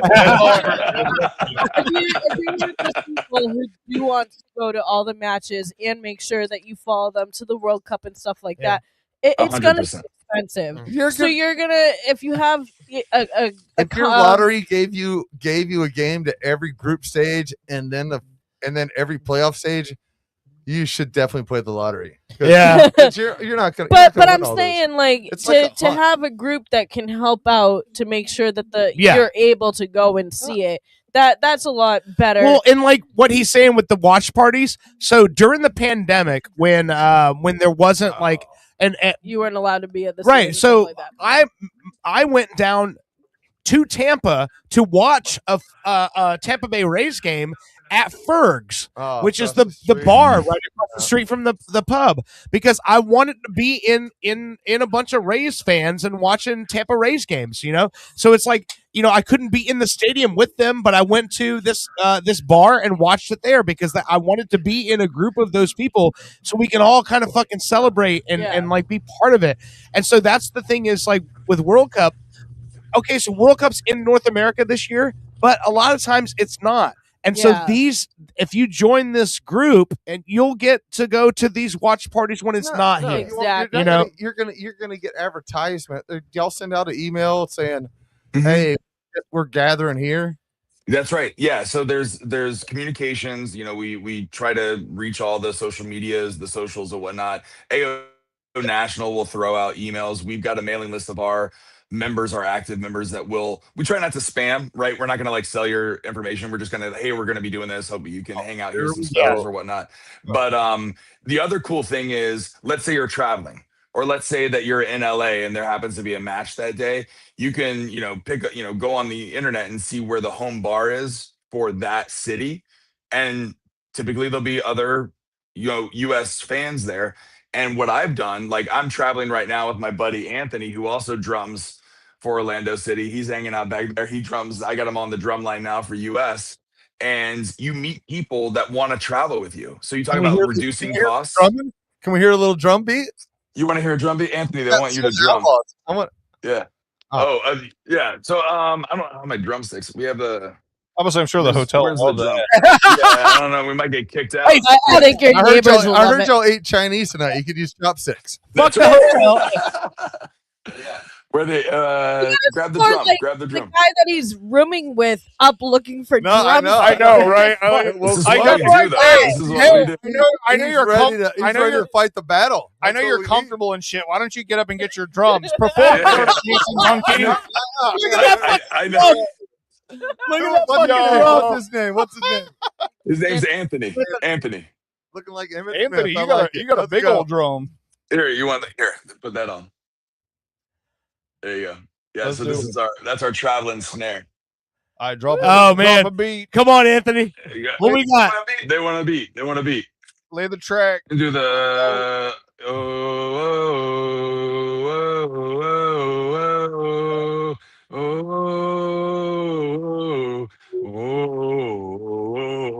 USA. Anthony's more about drinking, not drumming. Yeah, so it's a little difficult with sticks, and we've been. So yeah, so that's what we do. That's what we do. Here's Yeah, my come to question: match. how do you get that fucking drum on an airplane? Thank you, Anthony. I check it. I check it. Although that is a small one, you probably can fit it in the overhead. Yeah, but no, You figured me. I took you as a smuggling type of person. But You have a as smuggler. an outlaw, you probably smuggled that. it sucks having to travel with all this stuff, but it's Hard worth to it boot to the see. drum. Yeah, when I traveled to Qatar, it was everywhere with me. When I hear Bushy just made the drumline- fucking suit casing joke. Oh, how have you heard that right? He said it's really hard to boof a drum. That's great. now, when I hear Drumline, I think of the Yeah. movie starring Nick Cannon. Uh, Drumline. Is that me what you guys too. look like with the? You know, I mean, you're probably not With the fighting big hats. with Yeah. the big hats. You're probably not fighting another school, obviously, or another, group. But No. you're doing, you have people who have 4 drums in front of them and one, and Mhm. That's Okay. right. It's Yeah, and it's a traveling circus, so it depends on the city that we go to in terms of like who's available. We make good relationships with like local supporter groups. So when we go to Boston, we reach out to like the Midnight Riders, or if we're in Nashville, we reach out to their supporter group and get their drums to come with us. Today we had we're in Chicago, so we had brass, we had trombone and trumpet, which was awesome. And we had another supporter group, Bara 76. They're more of like a South American style. So they have the Pinques and the Murgas. And so Oh, yeah. it was more of that kind of flavor today, which I love it when they play with us because it adds a different dimension. And that's kind of like what makes America great is you have all these different flavors. It's a melting pot of and so we're trying to take the best of every culture and like infuse that into our atmosphere.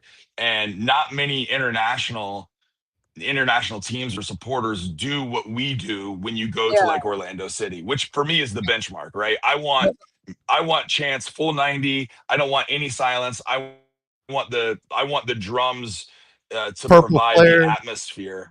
So you're kind of like TSO, but for the soccer league.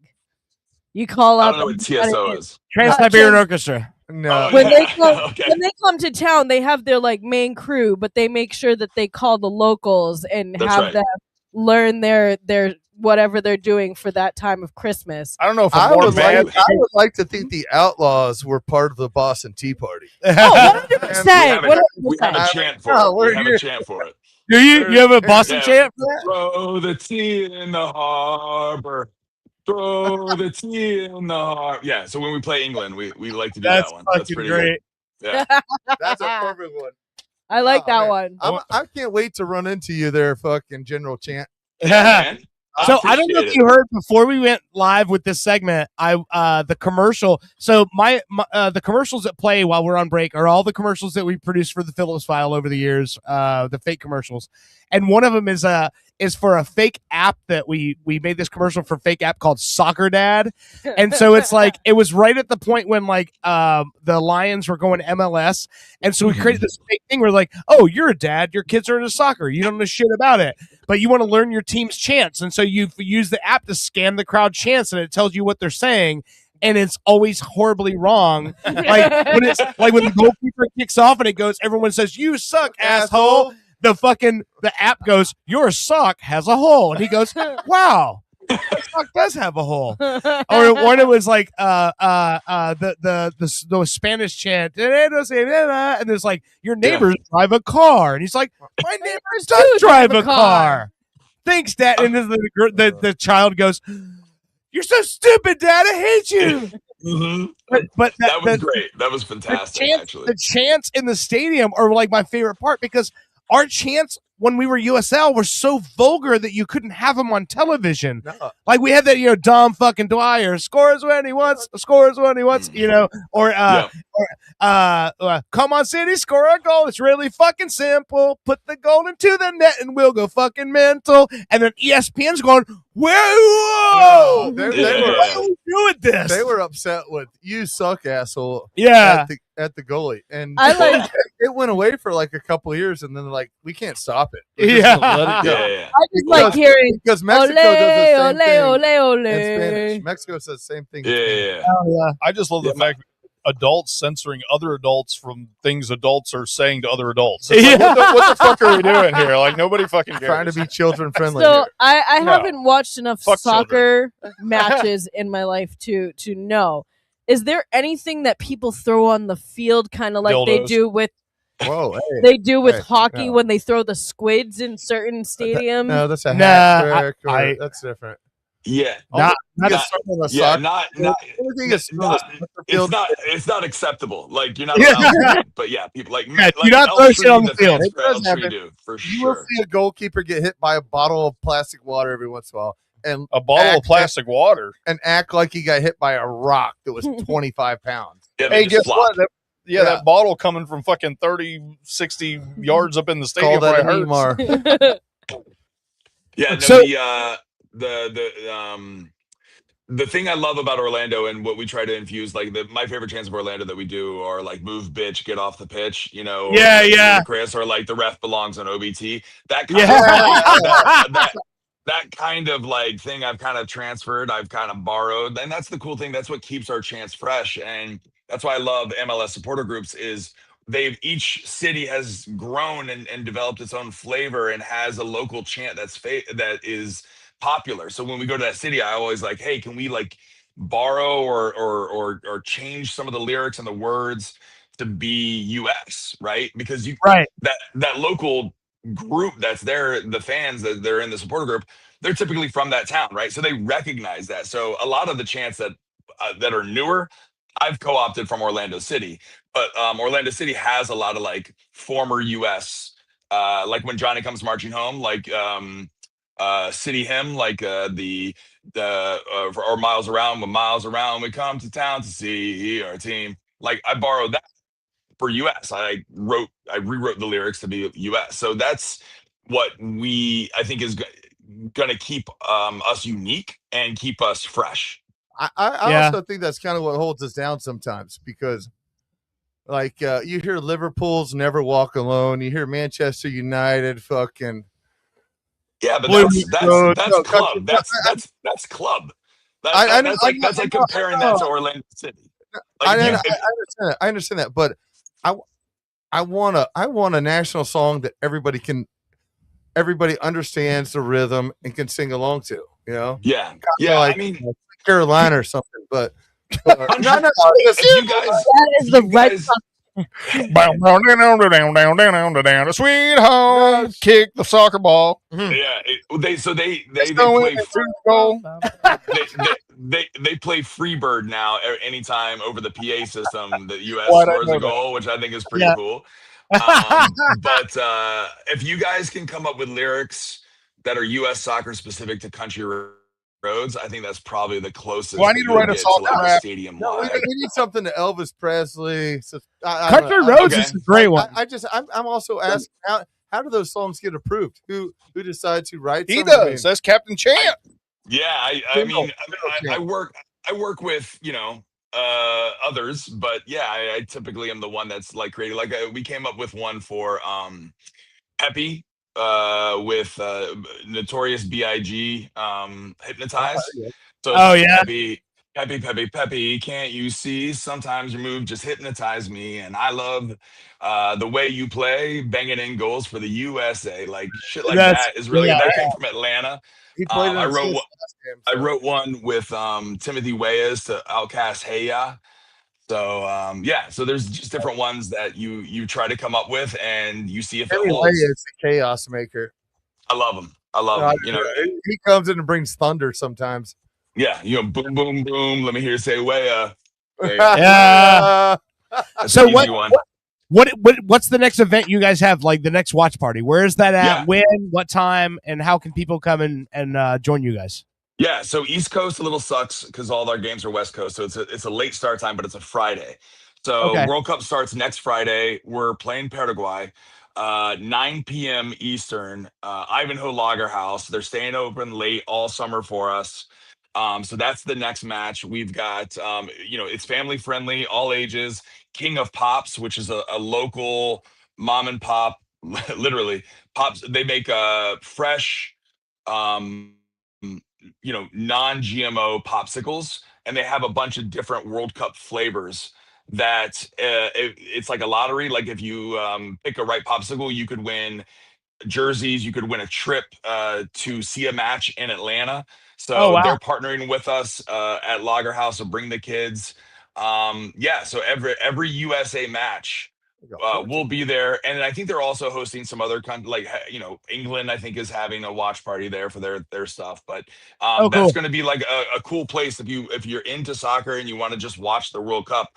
Ivanhoe Lager House near downtown. It's in between the Citrus Bowl and Orlando City Stadium or Inter&Co Stadium. It's not the one in Delaney Park or that one. It's the one across from the Citrus Bowl. Okay, awesome. Yeah, man.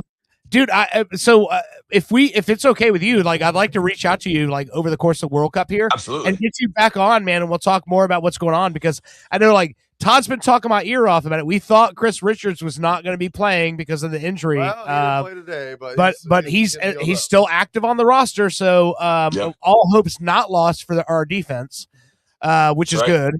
But and our boy Alex Freeman from Orlando.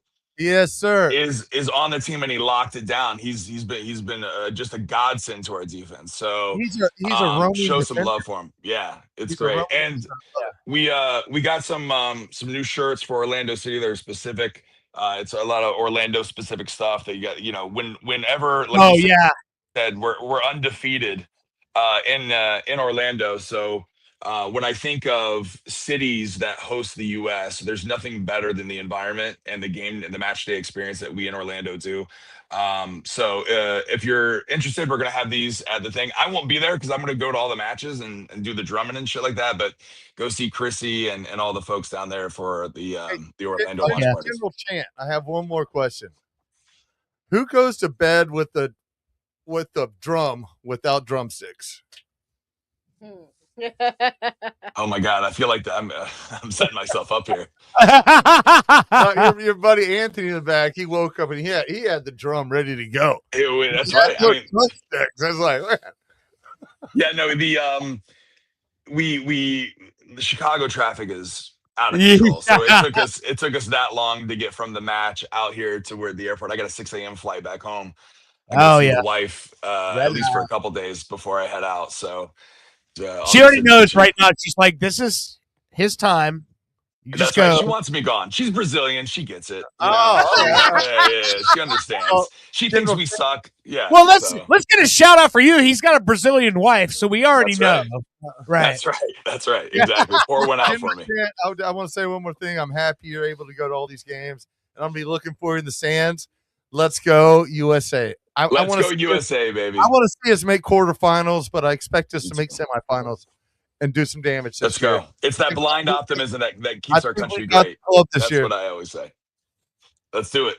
You know what? I have a bunch of the guys I work with. So I work in the car business. A lot of my technicians are from the Caribbean and from South America. And I was having a conversation. There's a Haitian guy that works with me, and he told me today, we were talking about it Friday, and he goes, I think who wins the World Cup right now is not anyone who's been predicted yet. He goes, I think this is a wild card season. He's like, there's a lot of teams that like, he's like, England could really blow it up right there because they've done everything but win it. He's like, but you look at all these teams that no one's talking about. He goes, I really feel like who wins the World Cup this year is not going to be a team that everyone's predicting. Wow. Yeah, it's such a wild one because groups are really mixed up. Yeah, it's 48 teams, right? It's an expanded World Cup, so it could be a wild card. And you talk to your friend who's from Haiti. What a Cinderella story. Yeah. What a cool. I think this is their first World Cup they've ever qualified for. So right. You're getting a lot of these so it really, if you're a fan of like NCAA, March Madness, we're approaching that now with World Cup. Like there's going to be some upsets, right? So of all the World Cups that you like want to be part of, or like set your timer or record it or have it on your phone while you're working. This is a World Cup that I think there's going to be a lot of upsets, and there's going to be some big teams. Italy was one of those that would flame out, right? They would be favored and then they would get grouped. So I think there's going to be, hopefully it's not the US that happens to. So it'll be exciting. General Chant, I will tell you that I will not be working for 36 days. That's right. Every day. I shut it down, and I've done it since 2002 is the last. Mm-hmm. I've always found a way to just shut it down and exactly. get paid. Exactly. And save up. The next World Cup's in Morocco, Portugal, and Spain. That's the one that you want to go to.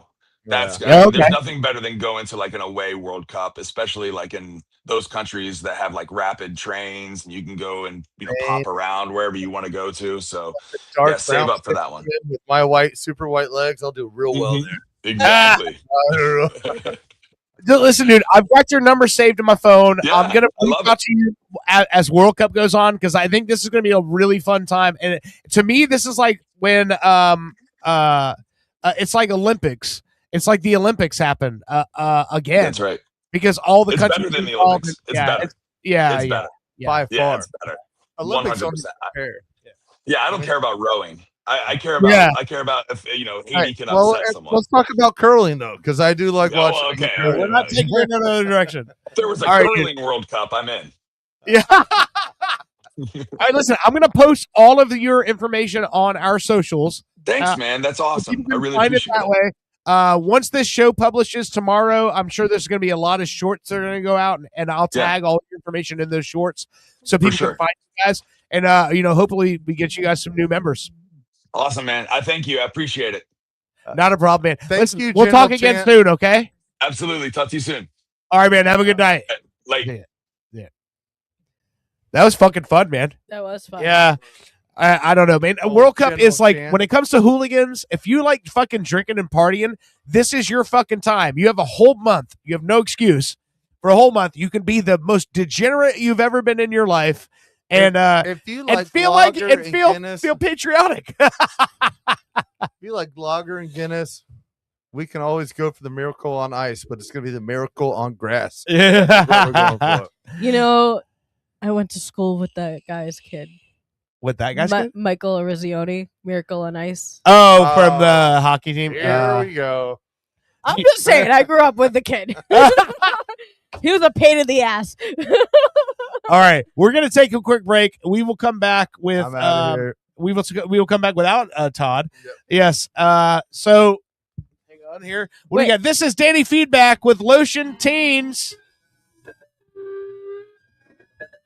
You're listening to Pop Culture Radio. We will be right back.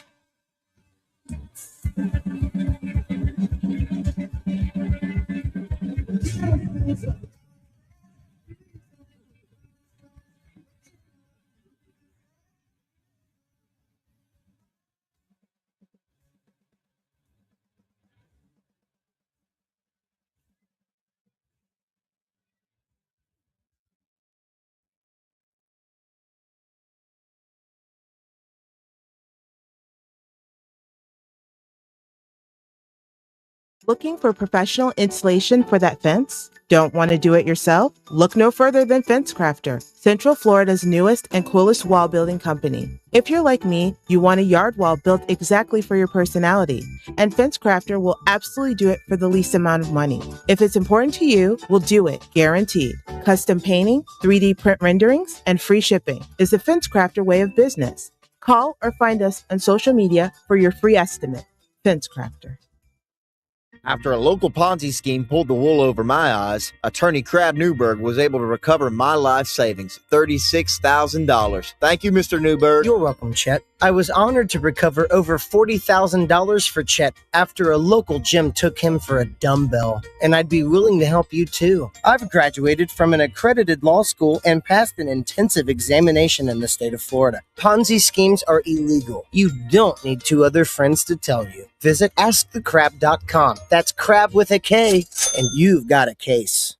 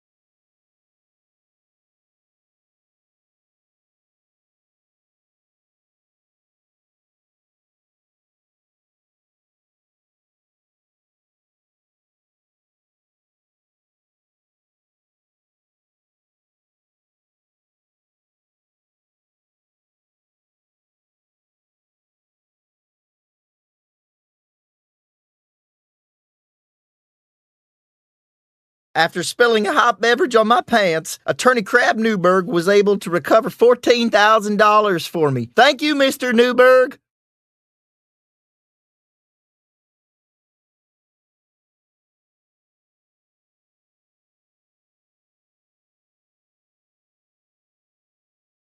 However, I specialize in only one area, you.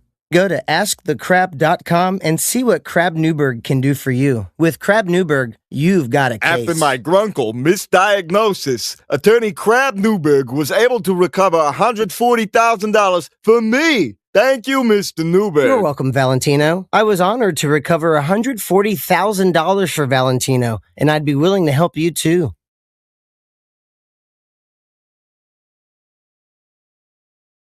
Grunkle is a very serious congenital condition. If you've been misdiagnosed, go to AskTheCrab.com.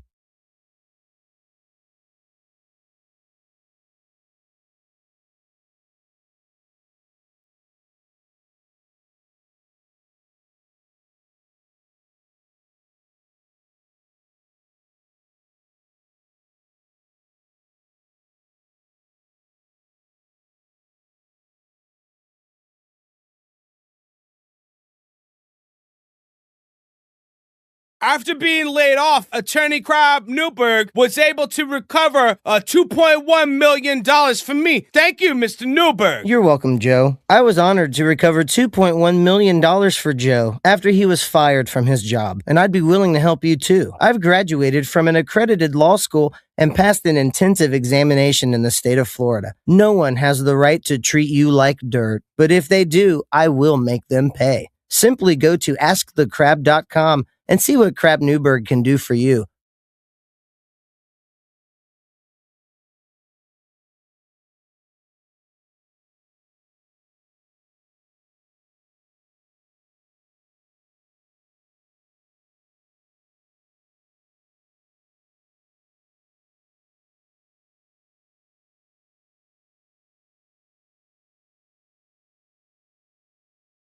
After my illiteracy prevented me from reading the slippery when wet sign, Attorney Crab Newberg was able to recover me $50,000. Thanks, Mr. Newberg. The twilight years are the best years of your life. But you might not know that if you're just watching TV. Hi, I'm host Chris Christopher. And I'm Neil Scheinfeld. Getting older offers insightful commentary and wisdom to those of you enjoying your last years. We understand you have, at best, 4 more years left. Getting older shows old people, not unlike yourself, doing things exceptionally better than you. Drop us a line to be featured on the next episode.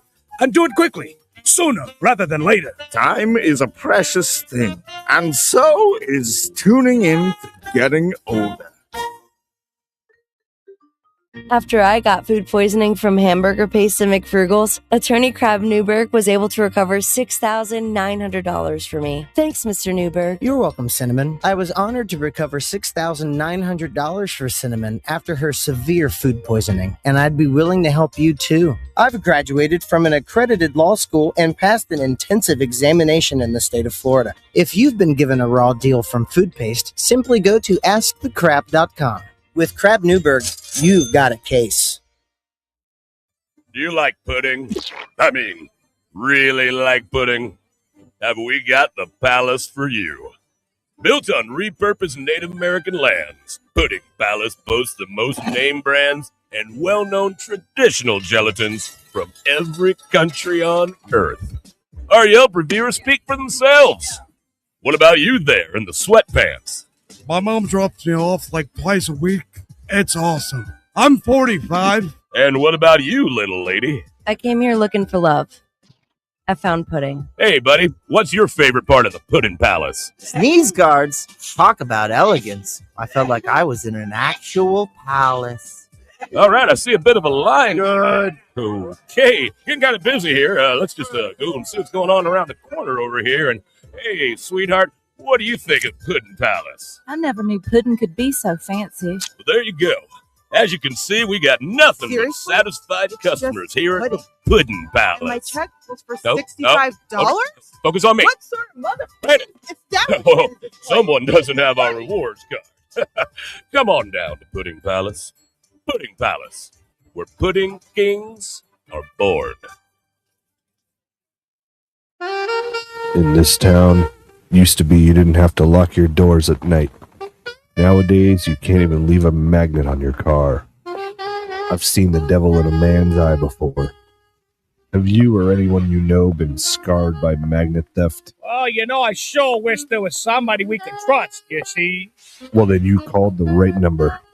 The safe recovery of your magnet gets my ticker thumping. I'm Magnet PI, and I won't sleep until you can. Builder's Blocks! Hey, I'm Shay, owner of Builder's Blocks. We get it. January? New Year's resolutions? No one has time for that. Right now at Builder's Blocks with a Z, Central Florida's most ripped gym, we pay you. We literally will pay you and you won't have to work. It's simple. Join and bring 2 friends. Sound easy? It is. We'll even pay you more if those friends bring friends. Stay swole with the pros. Only at Builder's Blocks.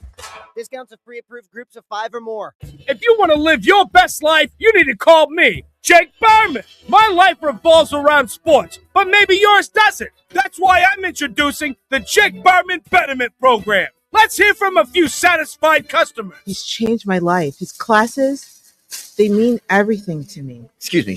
Sorry. need something? Cheryl, I'm going to need those reports on my desk that we talked about by 5. Do you see my lips move? I am talking to I'm sorry, a friend. You were talking to Can you see I'm talking to someone? Don't take my word for it. Jake's teachings really helped me process the death of my grandfather. Here we are to honor this man who loved immensely, who held tightly, who caressed. Hey, gently. come on! Is this a wake or a wake me up? Wrap it up, buddy! Come on! I'm Jake Berman, and the next time you wake up, you'll be that guy. Call 415-239-9878-61515. I want you to live your best life. Call 415-239-9878-61515. Then pound 10. I'm Jake Berman. From Fitcore, the latest development in sports rehydration technology. Boston Sports Chowder. You lead an active lifestyle, and you love a hearty chowder. Fitcore's patented ergonomically designed chowder flagon effectively replenishes vital body chowders lost during a hard workout. Creamy, powerful, piping hot. Boston Sports Chowder. Get you off of the bench and back in the game. Just in time for the political season, PP Boy Records presents Ragtime Election Time, a collection of only the finest political parody songs featuring Hillary and the Clintones with their version of the Deleted Emails Blues. Deleted emails. Thank you.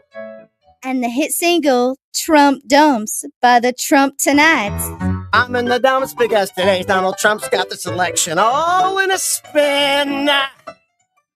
I would be remiss to not mention the Bernie Sanders should have been nominated with their smash hit, Bernie Sanders should have been nominated. Bernie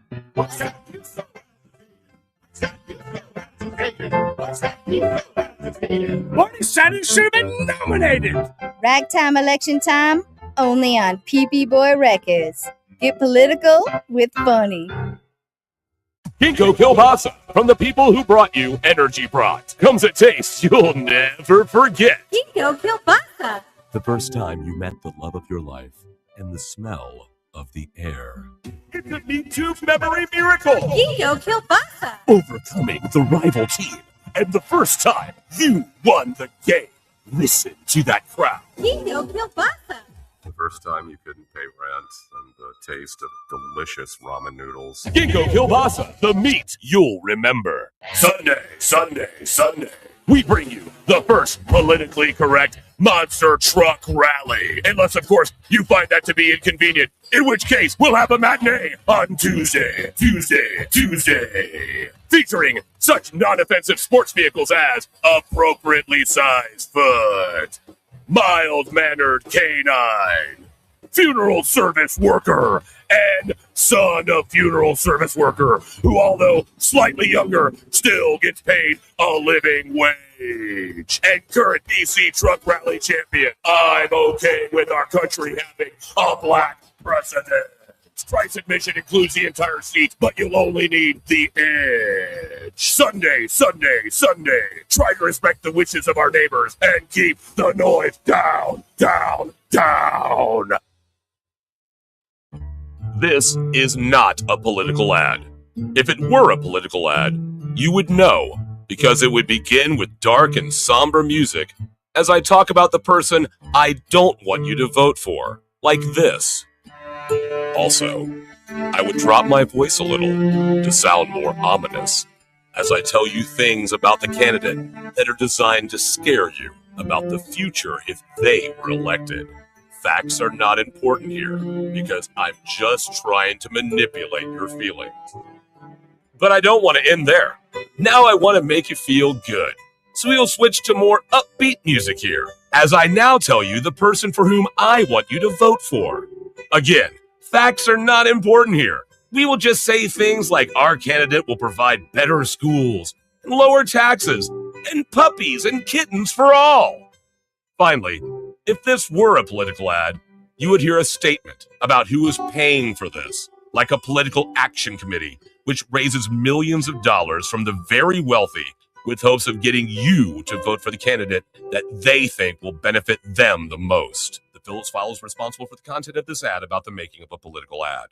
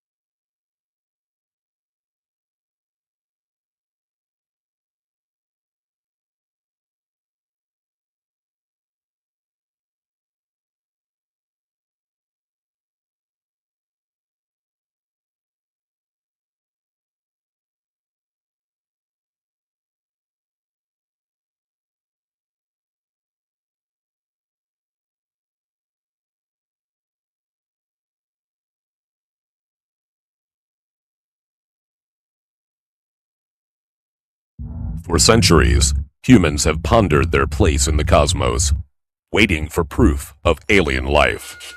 Until now. Wow. Are you watching this? Incredible. Incredible.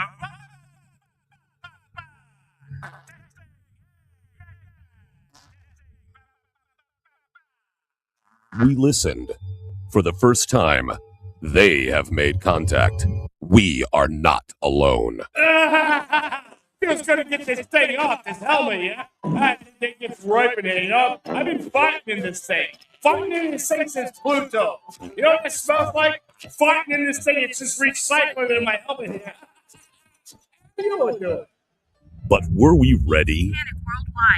Now leaving the European Union, that makes 12. Oh, the humanity. Hey, come here, pull my finger. Come on, pull my finger. I'm cooking up some hot chili here. Come here, come on, pull my finger. I got a hot one in the tube. Come on, pull it. Hey, Mr. President. Can humanity survive? He can't be intelligent life. Had we built that damned wall. Tune in to Fartificial Intelligence, only on Orlando's Super TV 3. You've seen the phenomenon of making a murderer. Now it's time to go a bit deeper. Super TV 3 now brings you Making a Shoplifter, the documentary tale of a man accused of an unspeakable crime. Hey, hon. Oh, yeah? Oh, You know, just try to think of the good times, huh? it's been 56 minutes. I still have to pee. Oh. Yeah, they let me go once. I've had a great pop since then. You know you're not allowed to have those sugar pops. No, WrestleMania's next week. Don't worry, okay?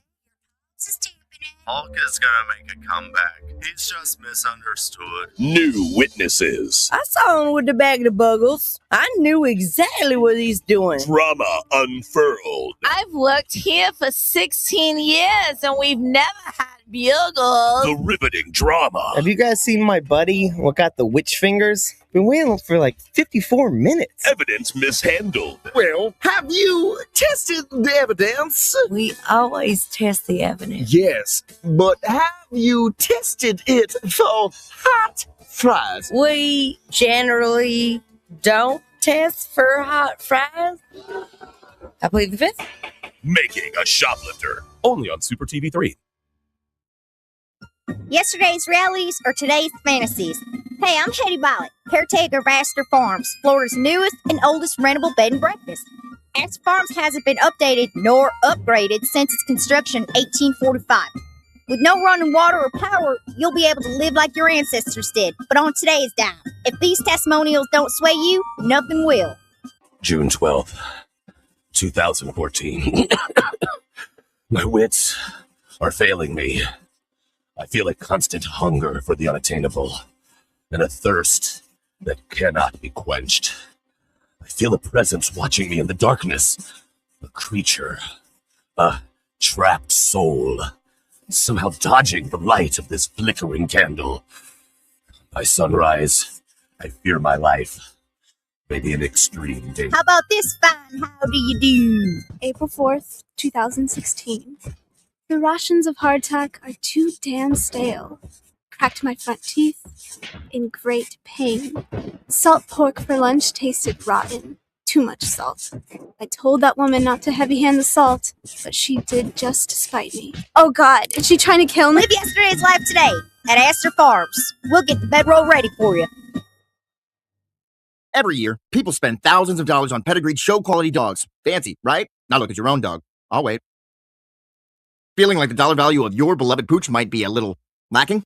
Hi, I'm Charlie Sousa. With my patented formula for canine restoration, my team and I flipped over 800 dogs last year alone. And this year, we hope to double, triple, or even quadruple the value of your domesticated best friend. Paid $100 for your chihuahua at a rescue shelter? We'll take that little shaky son of a bitch and duct tape a spoiler to his hiney, increasing downforce and road traction. Bingo, bango, bongo. That mutt is easily worth his weight in pure commemorative figurines. It's as easy as that. Has Rex's eyesight started to fail in his twilight years? My system will teach you to prop him up in front of a piano while wearing sunglasses as we pipe in the music of a beloved king of blind piano, Ray Charles. Rex's net worth has just increased by 11%. It's just that easy. Flip That Dog LLC is the only solution you'll need for all your dog estimates, restoration, and reappraisals. Hire us today or buy my new book, Life's a Bitch, and Now I'm Rich, by Charles Sousa. Call now. Don't spend money on your pooch. Make it. Flip that dog. Woo! Take things to a new level upon Wii with the first annual French Riviera Games. Events include cigarette smoking, depressing filmmaking, scouting, esoteric performance art, and moustache, fun for the whole family. We will have disinterested mimes that will challenge your child's sense of existential security. And a bounce house. A special appearance by over 50 Serge Gainsbourg impersonators. And Jean Reno. Check out our midway games and events. And Baguette. The French Riviera Games. Where the wine flows like the river Rhone. Coming to an empty field near you. Have you ever been hungry? Boy knows I have. And sometimes you just don't know where to go. That's why I started Steve's House of Food, where you can get all your favorite foods. Located in my house, Steve's House of Food has all your favorite foods like chicken, nacho, beef, bean, beets, bread, pan-seared foie gras with a Merlot reduction served on polenta, and snacks. Steve's House of Food, where your favorite foods are now also my favorite foods as well. Please come to my house. Please. Orlando's Super TV3 presents a real-world comedy filmed in front of a live studio audience. Locker Room Talk Live. Let's see what the boys get themselves into this week. Make sure there's plenty of towels in there for when the racquet ball game is over with. We gotta mop the shower real good this week. I know they go and pee in there. That's not pee, though. That not pee, though? Hey, I just checked my 401k on the way down here. I'm rolling in it. Rolling in it, Bobby. I bet you let me grab it by the huh?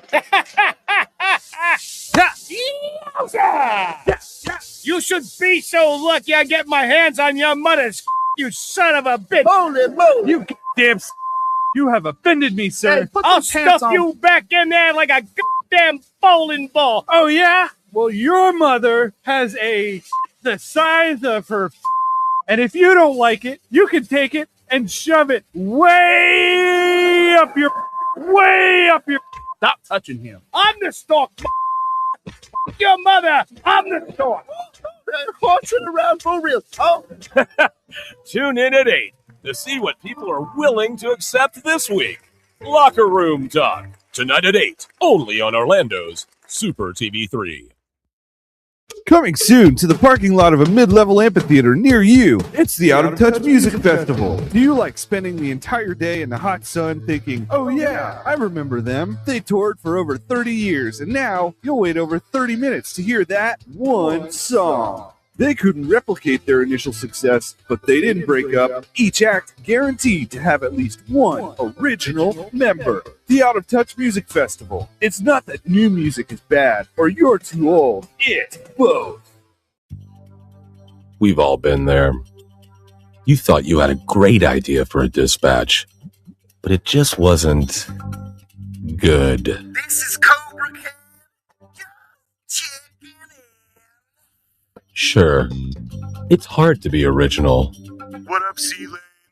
Sabrina, I love you, duh.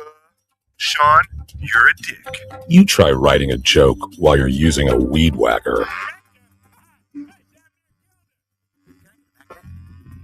Embrace the fellowship of the 95%ers support group.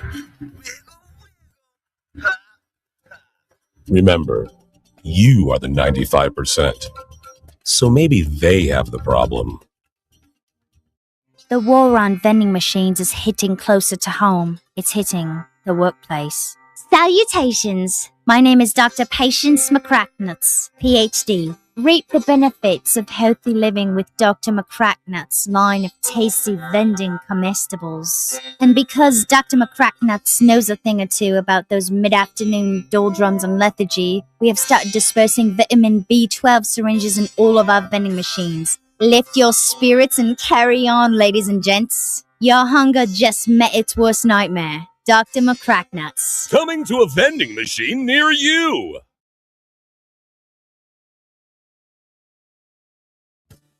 Baseball, apple pie, your grandmother's fried chicken.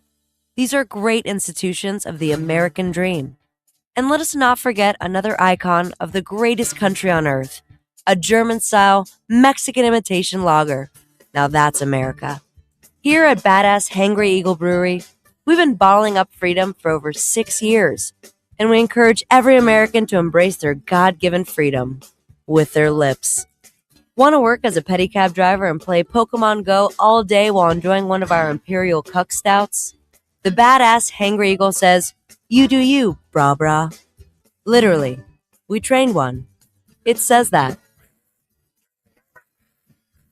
America. Badass Hangry Eagle Brewery. America AF.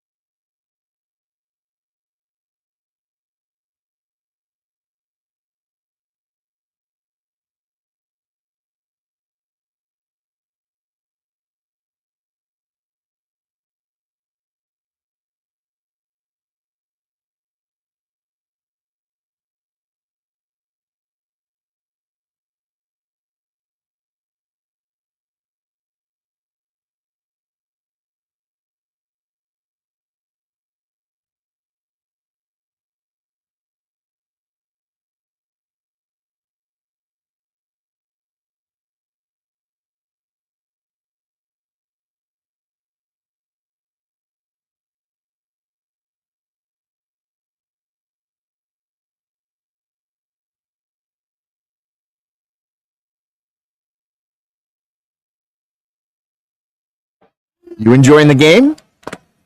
It's a nice day. A little hot. God, Dad, shut up already. What did they say? Yeah, I can't make that out. I'm trying to. I mean, we should chant along. You're But gonna embarrass me. I'm just trying to sing along. At a soccer match, but feeling a little left out. We've all been there before. If this is your first time watching soccer, we can help with the new app, Soccer Dad.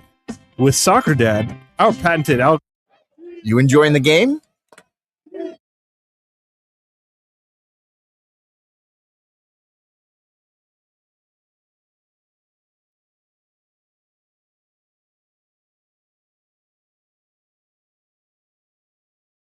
It's a nice day. A little hot. God, Dad, shut up already. What did they say? Yeah, I can't make that out. I'm trying to. I mean, we should chant along. You're But gonna embarrass me. I'm just trying to sing along. At a soccer match, but feeling a little left out. We've all been there before. If this is your first time watching soccer, we can help with the new app, Soccer Dad. With Soccer Dad, our patented algorithm will scan the crowd to pair it with your local team's custom songs. Turns into Your sock has a hole. Wow, that sounds a lot less aggressive than them. Well, what about this classic? Your neighbors drive. Hey, our neighbors do drive a car. You are so stupid, Dad. I hate you.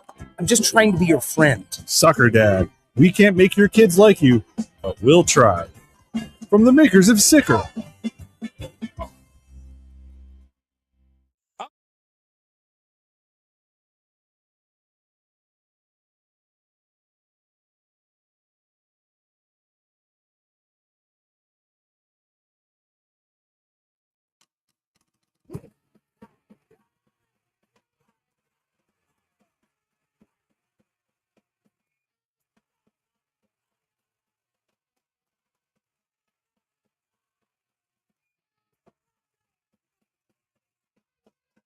Welcome back to Pop Culture Radio. That is the punching contest. I know Alphabet Good. Little shout out to Nick Spry from Great Graves, bar manager over at St. Andrews, friends of ours for a long time. That was Nick's band back in the early 2000s. They actually, funny story, there's a band called Converge that's like, they're like emo metal gods. Anyway, they became a fan of Nick's band and they produced this record for them. So it's pretty cool. Like when like a band that you're a fan of goes, hey, come up to fucking Boston and record this record with us and we'll produce it. So that's kind of what happened there. But all right, Tell you so something funny. What's that? Samantha and Jackson both love the Luscious Lisa's song "Break the Motherfucking Window." That's appropriate. That's awesome. I can see where that would be a joyful child song. They love it. And I sing to it. Well, when your mom is Boston Brit, I mean, Yeah. Exactly. shit happens, right? Exactly. This is like the theme song for the house. and then they also like Popular Monster. I can't remember who sings that, but that's one of like Jackson's favorite songs to listen in the car. He actually said, "Oh, Onan, can we listen to it? Can we listen to Monster?" That's fucking great. Yeah, I don't know that one. I don't know that I do it's- either. It's such a good song. It really You said is. Popular Monster. Yes. And I still stand by the fact that the one time I was babysitting, he showed me someone that does like Minecraft rap. Yep. Yeah. And dude, like we're talking, top level wordplay and Mhm. double and triple entendres and like Oh, yeah. I was like, holy shit! Like this dude's spitting bars about fucking like Lego skeletons. yeah, he can actually sing to most of it. I can tell you that right no, now. well, That's I know fucking he awesome. played it for me. Yeah. I can almost sing to all of it, and I was there one time. And he likes Shin Sonic, which is like, oh yeah, I heard that you one know, too. He loves That like, one's all dumb their though. mu- That was not as good as the Yeah. other guy. But no, it's crazy what they like to listen to, like Hell on the Throat. He loves Yeah. the whistling and the snapping, and he's like, "Oh, I really love this song." And now That's fucking William's awesome. starting to dance to everything, so he does this little thing. Oh, and then he Owen does told us about Samantha's dancing last week. Oh yeah, she sticks her butt out in the air and shakes it like she. Yeah, and he's like, I don't know where she learned this, and I'm like, Brittany, duh. I was just gonna say hell on the throat is why I got kicked off of FetLife. But no, so Popular Monster, it has like an area. Oh man, we're in the third segment, and there's no one's made a cum joke yet. I made a cum joke, but it was during a sports segment, so nobody caught it. Oh, okay. And I didn't have the bell. But Popular Monster has like some lyrics in it that aren't like, I would never play that song in front of somebody who's holier than thou. Yeah. So one time we had Damon over, and that song was playing, and I was like, Setting yourself How- up. And I said to Owen, I said, you've played this in the car with him, right? And he's like, yeah. And I was like, so how does he feel about this one area of the song? And he's like, I think he just stops listening. Because it literally says, like, where the fuck is your God? No! And I'm like, yeah. Yep. You know, That's for the fucking non-religious family, that's how we are. You know. So last week I played a song, and so I was doing this whole like swerve on Owen that we had a new song to play, and we mentioned previous guest who's been on the show before, Matt Ills, and I told Owen, I was like, hey, I've got this new Matt Ills song to play. You want me to play it on the air? And they did the swerve, and it was Bushy's new single, and we played it, right? And it was at a point where like we've been working on the song for a year. And when I say a year, not a year because like it's been that difficult, because it's like scheduling and all this other stuff. And we had like of course. all these plans of things we wanted to do the song, and then finally all came together, and we did a final mix that day before the show, and we were like, fuck yeah, this is it. Well, since last week, what I did was I've sent it off to everyone to get the sign off on approval. Anytime you've got multiple people involved in a song, they have to sign off on it and go, yep, I'm happy with that mix. We're good to go.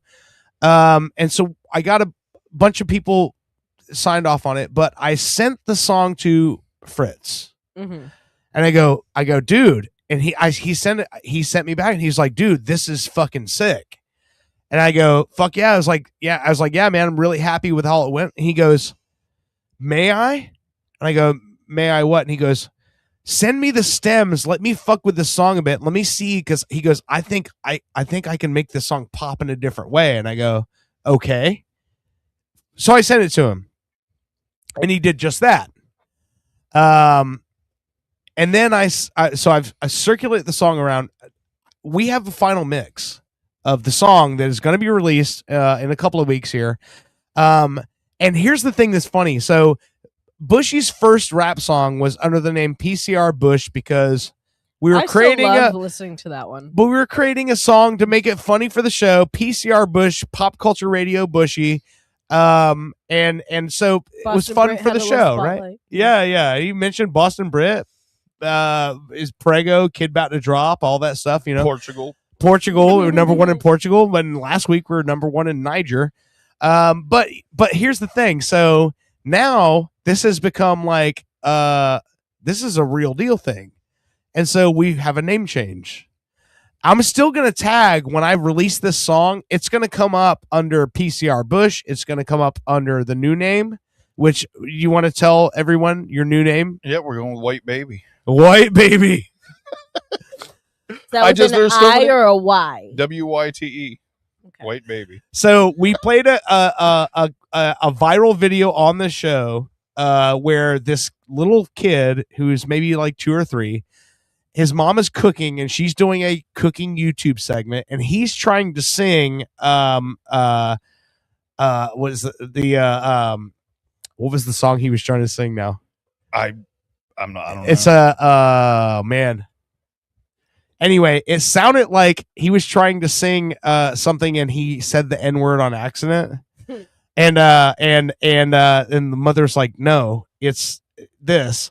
And then this guy who's the YouTuber that posted it, he's like, no, we with you too, White Baby. And so that's where we got the idea that White Baby would be a great rap name.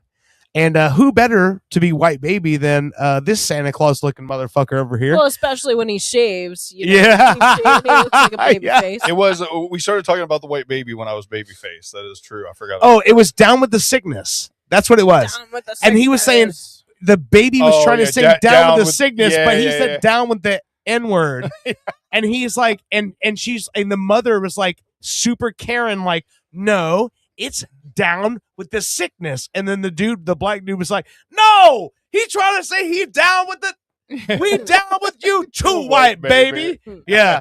And so that's where it came from. But I have the final version. I'm going to play it for the first time tonight. Just real quick, I'd like to say I just want to thank everybody because, like you said, we did one song before. It was a jokey joke song. You know, It still came out really good. We didn't put a lot of, requirements. I just kind of, gave it up to God. The Niger song was a lot of fun. That was like what, 1 or 2 takes. We did that whole entire song, and I'm fine with that. This one, I felt like I was taking seriously, and it went from like taking it seriously to, oh, holy shit, this is actually good, to Ills jumping on it, to me and you critiquing it 3 or 4 times, to you sending it to Fritz, and then Fritz did his magic. And so this is an amalgam of 4 people's, effort over a year. And it's a straight up fucking banger. I'm actually proud, and I will say, Brittany, when you heard it for the first time, what did you say the song is? It was a booty clapper. Yeah, which was the goal. Don't get me wrong. Your segment was fun, but some of the hardcore rap that you had towards, Yeah, I ran out of booty clappers. I started I was going like, on the drill. I liked those songs, but I couldn't bounce my booty to it. Well, the whole concept of this song from the start was a song that was meant to be performed live. Yeah. That was the idea, was if I did a rap song and I was on stage and I was doing a rap song, and that was the idea, that was it. That was the whole idea. Was and also to get what's people funny is like when he started writing the lyrics for it, and he was like, no, this is like the most inclusive fucking party banger ever. He's like, it doesn't matter like your size, your shape, your age, your whatever, like you're included in the party. And You so need the to whole wear idea was like what the Bugs Bunny shirt, the the one that they all look like thugs. Right. You need to wear that shirt if you perform. Okay. I'm just telling you, it'll I was gonna go get- with the white baby. I would rather get a custom shirt made with a white baby on it. Preferably William. He is a cute baby. I'm not gonna lie. all right, so you guys ready? I am so ready. All right, here we go. This is the debut of White Baby featuring Mad Ills. And what are you gonna? Are you calling? So Fritz suggested. He said, "Low, can you go? How? Oh jeez, fuck. What did he say? Low Go See is what he's got. Low, yeah, Low Go See. That's what it was. Yeah. Low Go See.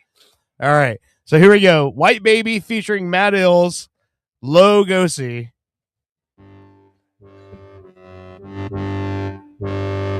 In the middle of the party, gonna want you put it on me while I pickle in my body with a gallon of Bacardi. Excuse me, miss, I'm sorry, would you wanna get to know me? And show me just how low you can go see.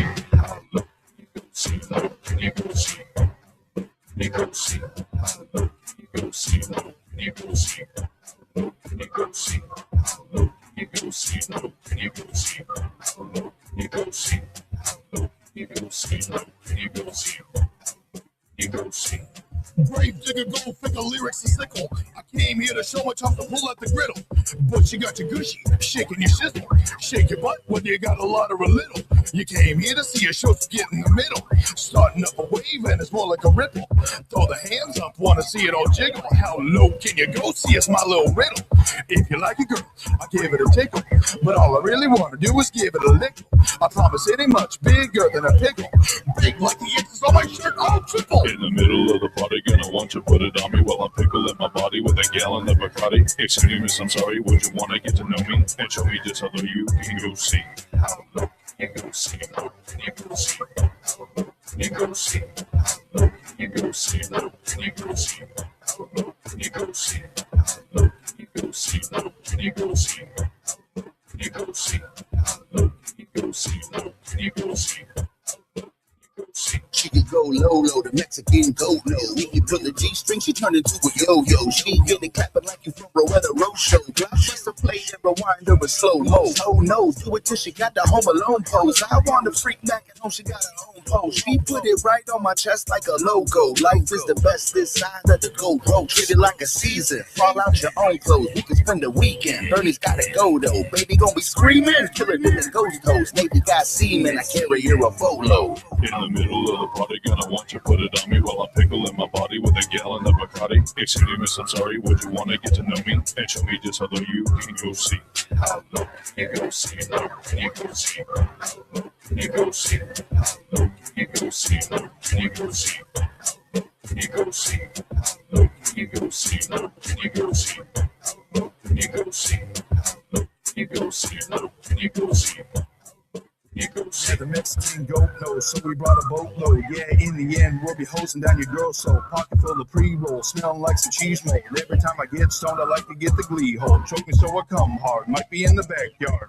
The reason I exist is to get y'all to work hard. High as a flight deck, looking for some good neck. Uno, dos, tres, can I please get a mic check? Shake it because I like that. Come on, baby, bring it back. It was about time that I had a heart attack, and I know you're good for that. Turn around, give it a slap. Would you put it on my lap? And when you hear this, make it clap. In the middle of the party, gonna want you put it on me while I'm pickling my body with a gallon of Bacardi. Excuse me, miss, I'm sorry, would you wanna get to know me and show me just how low you can go see? How low can you go see? Low can you go see? How low can you go see?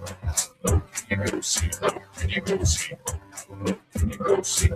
In the middle of the party, gonna want you put it on me while I'm pickling my body with a gallon of Bacardi. Excuse me, miss, I'm sorry, would you wanna get to know me and show me just how low you can go see? How low can you go see? Low can you go see?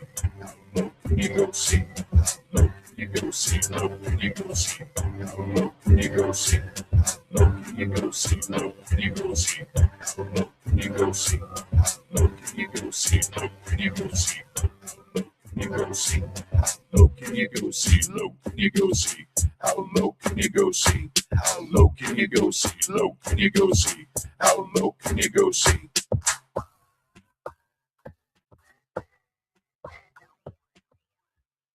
Okay, so the first one was you. Yep. The second one was Matt Ills. Yep. And Yeah. the third one was you. Yep. Yes. Can And you the chorus please was play me. the first one again for me? The first, Okay, hold on. because the thing is, We have is that requests. the way that you sound, I'm trying to pinpoint who you sound like. Violent J. Well, no. I don't. Oh. I don't know who that is. But to me, like, I can't pinpoint. I exactly. sound like somebody, but you yeah, can't. like it. To me, it's like, oh my god, is that real rap? Like, is that real rapper? Like, is that the headliner? I was going to say, go ahead, finish what you were saying. Is that real rapper? Is that headliner that everybody loves to go see? DMX? Because it sounds partially like DMX, but a little bit like Ice Cube in the mix, or maybe an Ice-T. Very. I can't tell, like, because it's like a deep, but it's a hoarse, but it. I like, love this. Run it back, Dirt. Yeah, I need to hear that first segment again, Okay, because it's we will play that first segment again. But first, we have someone that we're going to talk to on the line here. All right. So Fritz, are you on the on? Yes. Hey, lover. So did you hear Hi. us play the song? No, I called it. I paused it briefly and I missed it, I guess. Son of we a just bitch. played the song. Yeah. Play it again. I can't because you're on the No, phone. I mean baby. you don't have to play it again. Yeah. No, because Brittany's asking us to play it again because she said the that first piece, verse. Yeah. that first verse that he raps, I can't pinpoint a headlining rapper that he exactly sounds like, because he doesn't sound like himself. It's like a low, raspy, like punching.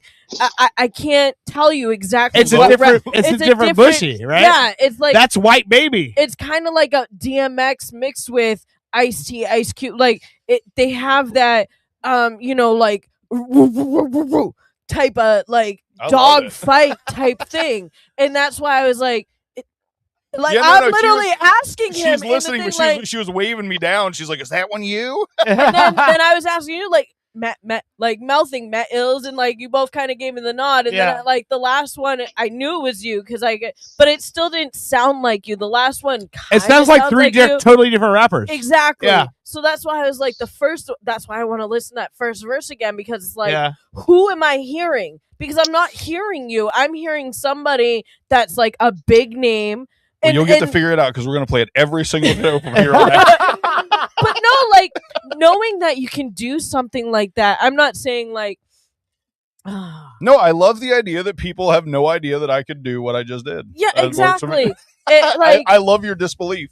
But no, it's the thing is I like singers and rappers who can, kind of change it up and sound different. Sound different. My favorite rock is like emo rock that has duality, the super heavy shit, like the Bullet for My Valentine, where it's like death screaming and then high pitched singing, and this is kind of the rap version of that a little bit. It's just different different styles. So we have Fritz on the line. So Fritz, we finished the track last week. What we thought, send it to Fritz. Fritz made his changes, actually edits today. He was on the phone twice for more than a half hour with Bushy while they were talking through this song. And I love the fact that Fritz was so passionate about this song that he was like, dude, can I fuck with that? And I'm like, yeah, of course you can. So Fritz. Well, if I was like Fritz. a Hold on, Fritz hold on. type person, Yeah. I would definitely want to let's hear be from like, Fritz. let me see what else I can. All right, Fritz, you're live, buddy. So when you were listening to the song, like, and those changes you made, so walk us through what you did there. Well, I mean, it was a good song. I gave Bushy the compliment of saying the first time I listened to it, I didn't know who was who. So when you were like, Matt Ills is on this, I was like, tight. And then I listened to it and I was like, well, which one was Matt Ills? Which was funny, to Bushy, and kind of like made him happy. But I was like, huge I didn't know, because to Brittany's point, he does sound like kind of like Exhibit in the first verse, and then That's he who I kinda was trying to figure it out. Yeah. yeah, and then he kind of sounds like a subdued Big Daddy Kane for verse 3. I don't know, he was just kind of like he did like different personalities. So when I heard the stem tracks, it started off with everything all together, and I was like, no, let's do an intro. So I like isolated some tracks, moved it over, did some effects, and then applied like a master compression. And I was like, all right, the beat needs to drop here, it needs to drop here. And I just kind of added some dynamics to it. The only thing I changed was I added some clapping. And that was about it, but everything else was No, but already you there. doubled up. Really What add I anything like to is it. you doubled up at the end the whole in the middle of the party line that he does. That so by the way, Bushy wrote that hook while he was in the fucking shower, and he's like, I'm in the shower soaping myself up, and I'm singing this fucking in the middle of the party, going, "Won't you put it on me?" And he wrote that fucking whole hook. And what I was trying to explain to him, to the track that you made, though, the track that you made, what I was trying to that explain to him, like, dude, that is the fucking seller of that whole song. Like, you wrote that hook, dude. And so Yeah, and then you only had it like 2 times in the song. I was like, there's got to be Jeff's more. like, that has to be more. Keep a book near you at all points in time. The biggest thing for me was me and Dirt had it really close to, like, I don't want to sound what do you call it, uptight, but like I did have some kind of a vision going into this thing, and there was certain thing, and I had just told Dirt last week, I was like, man, it would really be cool if there was a way we could figure out how to do some like a cappella parts to kind of drop the beat out a little bit, but neither of us really knew like where to do it. You know what I mean? Like where, neither of us could choose the part to do it in, nor did necessarily I we know how to do it, and so I love what you did with toning down the trash can sounds a little bit. It smoothed it out. You put the claps in that I suggested. You even before we talked, you yourself thought that it needed the dropout parts and put that in when there. I said it to him, he picked my you want dynamics. my 2 favorite lines of the yeah. whole fucking song. And then that's what he noticed, and he goes, "Oh, when Ills does that whole, she put it on my chest like a logo," And then Bushy's line with dos tres, can I please get a mic check? Where he's like, that because he was obviously hyping up towards something, so the beat. Yeah, needed he's to like, that replicate needs to drop out and highlight those tracks. So I just think it's a communal effort here. It's a Well, and that community makes effort, it even cooler to me that everybody's hands are in it, and that even independently, me and Fritz had not talked at all about any kind of beat dropout or acapella or anything like that. He decided that on his own to your two favorite lines and also two of my favorite lines. You know, it was like the fact that it organically, like all of us felt like these particular parts of the song were the best, so to speak, and everything. Huge compliment. Like I said, I have a hard time being proud of myself, and I'm pretty proud of this. This is, and you know, 90% of it is you guys, and you know, learning what I did from Ills to put the third verse together. Just really cool, and I appreciate you guys. Fritz, I watched him show me his arm today when we played the song, and he had goosebumps. Oh, that's awesome. I'm going to send you guys an invoice for $255. Hell yeah, worth it. I'm super. That's the thing that makes me happy. Like what makes me happy, like as an artist, as a producer, as all of this stuff that I've done over the years, is like I know Bushy, like how heavy Bushy is, and I'm gonna Jeff. I don't know if you know this, but so when I got Matt Ills to start calling in on the show, Ills started texting me and going, "Hey man, let's do a podcast, you, me, and Bushy." And he's like, "Bushy really knows his shit," and that's when Matt Ills became familiar with Bushy, and so he's like, "Yeah, dude, I love Bushy's take on things." And then it was about a couple of months ago. It was Matt Ills' birthday party. Yep. And Ills sent me a text message. He goes, "Hey man, I'm having my birthday party. You know, would you please come out?" And he's like, "Hey man, bring Bushy with you." And so I brought Bushy with me to Matt Ills' birthday party. And Ills was like, "Dude, Bushy's dope as fuck." And so Ills introduced Bushy to all of his crew and all his people. And Ills was like, "Dude, Bushy's cool as fuck." And then this song came to be where he's like, "Let me drop a verse on that song." And all of this has been because and Bushy, sorry, earmuffs if you have to at the moment. Bushy is cool as fuck, and Bushy is one of the nicest people you ever meet in your life, and he's such a solid ass motherfucker that people see that. And so they want to fucking be a part of what Bushy's doing. They want to fucking, help further what he's doing. And so that's the whole reason why this fucking song exists. Well, it's also a testament to you as a host of a podcast, and you kind of enable everyone to see their true potential too. So yes, I've said that so many times. I'm like, Dirt, please understand, like, you are the catalyst. Like, Dirt is the fertilizer on our tree. You know what I mean? Yeah, he's the shit sandwich. I meant that in a good way. I really, I get it. Yeah. You're the pile of shit. Yeah, you're the turd that helps us grow. Fucking turd that gets trapped under the boot that is humanity. God bless you. Oh my God. But yeah, I'm super happy with everything where it is right now, and those dropouts and all that stuff. I'm like, it just made the song so much fucking better. And it was all the lines you picked, like the line where he says, "She put it right on my chest like a logo." That's such a great fucking line. No, the night you played me Ills' verse, I was like, my favorite line is "Put it on my chest like a logo." And what's funny is when Ills sent me the fucking verse, he sent me the verse, the audio files, but then he sent me like the text of what his lines are, and he put in parentheses what he was referencing, which I thought was funny. Was he's like, there was a line where he said something about "do it till she's screaming," and he's like, in the ghost face, he's like, "Go face scream," and then the last line where he was like, "The Navy got seamen, I carry her a boatload," and he's like, "Navy, seamen, carrier, aircraft carrier," Yep. and like in parentheses. So he was like all the things he was referencing in that one line. And I think it's funny because like he's just such a nerd for wordplay that like he wanted me to hear all the wordplay that he had in that one fucking line. And it's just, I love, dude, Matt Ills. First of all, Matt Ills is a fucking mensch. He's one of the greatest fucking people I've met in my life because he elevates everyone around him. That's his whole fucking deal. It's like, if you're around me and you're part of this whole crew, Fritz doesn't know this.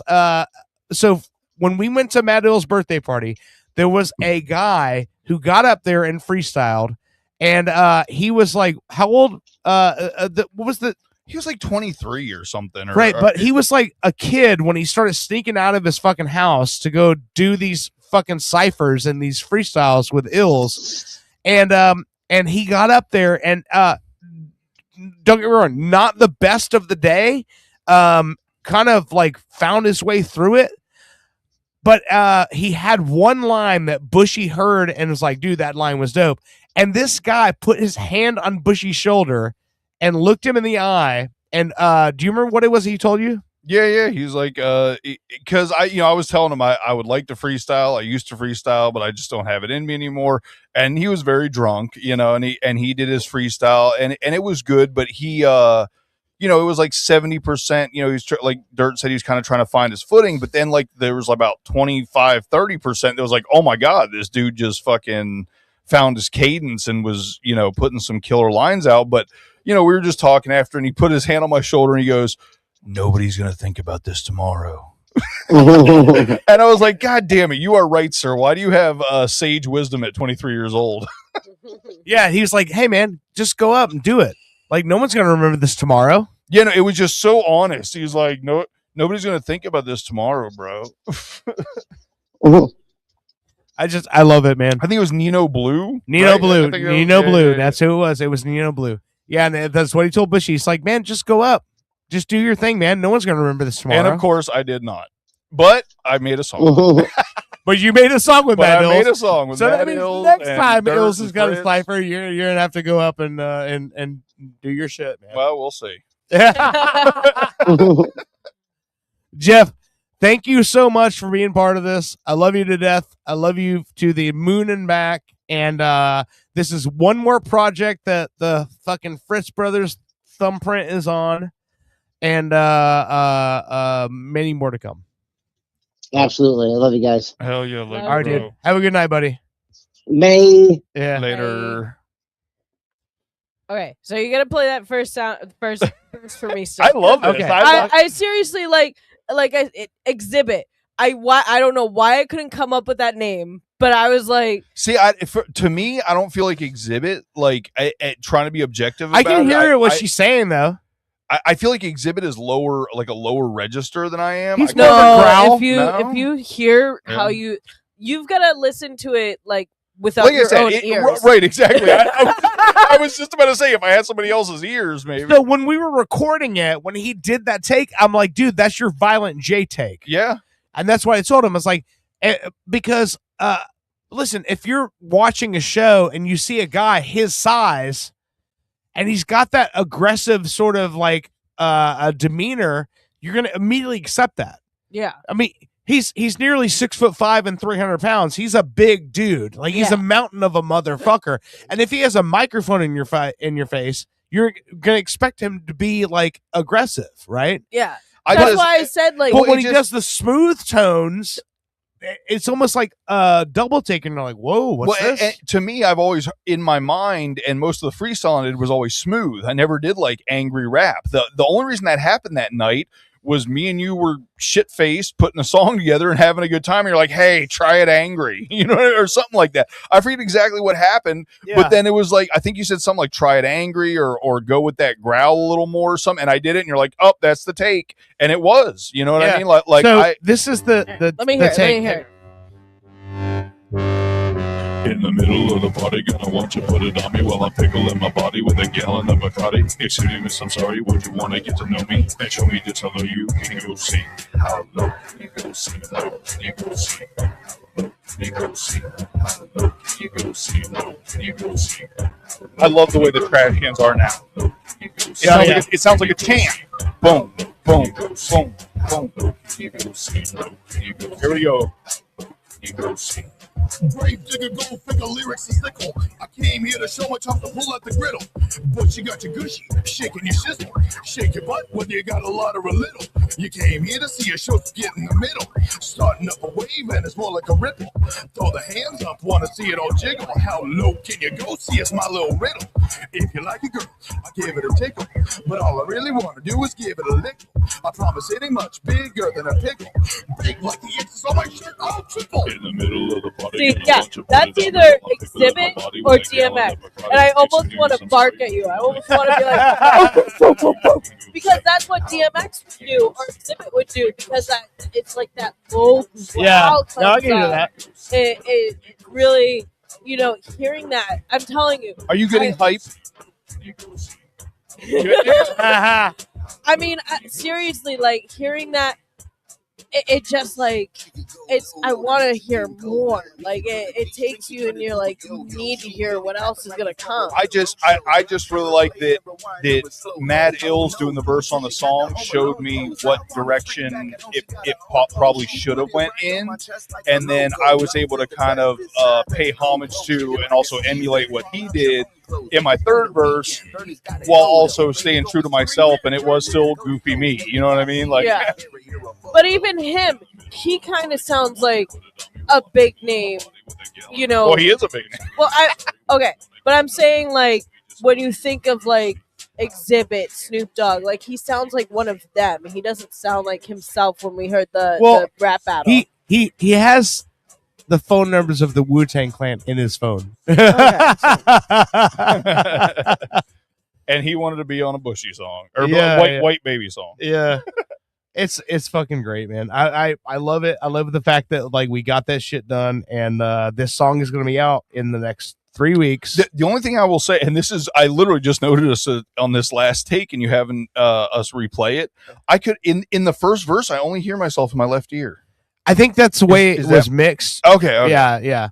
But yeah. I heard you in both ears. I don't know if no. that's I don't drunkenness know. Like I said, and I didn't notice it till just now. I was like, the way I I'm hearing things. well, these I are don't know. cheap headphones. Like, I don't fucking. It could be these shitty headphones. But no, I am fucking.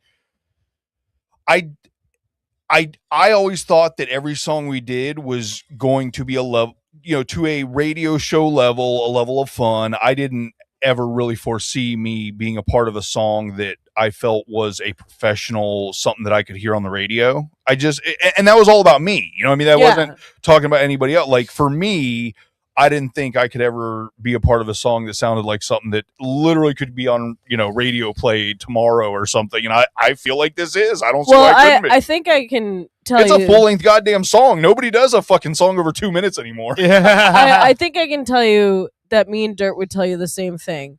Is when you come into things as artists in any way, shape, or form, whether it's, the way that I design lights or sound for certain shows, or the way that Dirt, designs guitars in, his part of his bands and stuff like that, you're always going to be your biggest critic. So you're always going to feel like, was that, is that good enough? Should I tweak it a little? You're always going to feel like it's not going to be good enough, or it's not going to get there, or it's not, you know what I'm saying? So well, that's the thing. And that's exactly what I'm talking about. Like, I never foreseen this. This version, what we've got right now. Yeah. I never seen that. I didn't. But that's what it takes. Like, you sitting there, and it took a year to get well, and there. I didn't as somebody who was my second fucking song, I didn't want to be a picky little bitch either. You know? Yeah. Like, I didn't want to be like, dude, there's probably, me and Dirt were talking about it. Me and Dirt each have no less than 12 hours in this song. Yeah. You know what I mean? Yeah. There's a solid probably 30 hours if you added all four of us into it. You know? Like, and that's a lot of effort, Yeah. And like I said, I can't, I don't feel like this on any kind of normal basis. I don't even know how to say what to say other than holy shit, awesome. I'm happy. There's literally no changes I would make. Exactly. I'm happy. Exactly. So I'm going to end the show on a song that Owen has played for the kids by Mad Ills called Lifted. And I'm going to play this because I think I've heard this. Owen. So I know Owen is a big fan of Juice WRLD. Owen's a big fan of 100%. Like of like the emo rap. They call it emo rap. Yeah. And so when Ills was on the show with us a month or so ago, he played this song Lifted, and Owen said, he's like, dude, my kids know this song. Yeah. And so as thank you, Matt Ills, for like being a part of this whole journey and like jumping on this shit with us.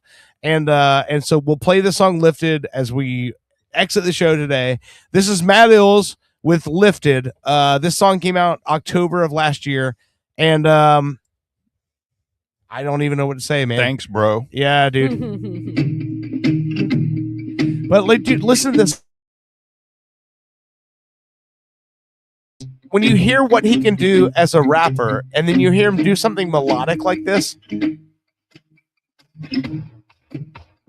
and also he's super true to his artistry of like just trying to bring people together, and I think he has exhibited that in every part of his life, and just making a fucking scene. Lifted, I need your kisses. Why do you seem so far away? Baby, convince it. Stay for a minute. I wanna know all about your day. I'm on a mission. Close up the distance. Matt Ills is the fucking Mexican goat. He's also the American goat. He's also the goat of every fucking thing he ever touches. You've been listening to Pop Culture Radio. Thank you for taking us on this trip with you, and we will see you again next week. Have a good weekend. Another day, I just left another stage, way off in some other state. Thought I seen you in the crowd, it was just a hug away. There you go inside of my head again. Even when I'm sleeping, Pop Culture Radio has been a weird Florida production. Like and subscribe on your favorite platform. We love you. Whatever you say, please don't say let's be friends. You get me lifted. I need your kisses. Why do you seem so far away? Baby, convince it. Stay for a minute. I wanna know all about your day. I'm on a mission. Close up the distance. So why don't you come around my way? You're my addiction. You got me tripping.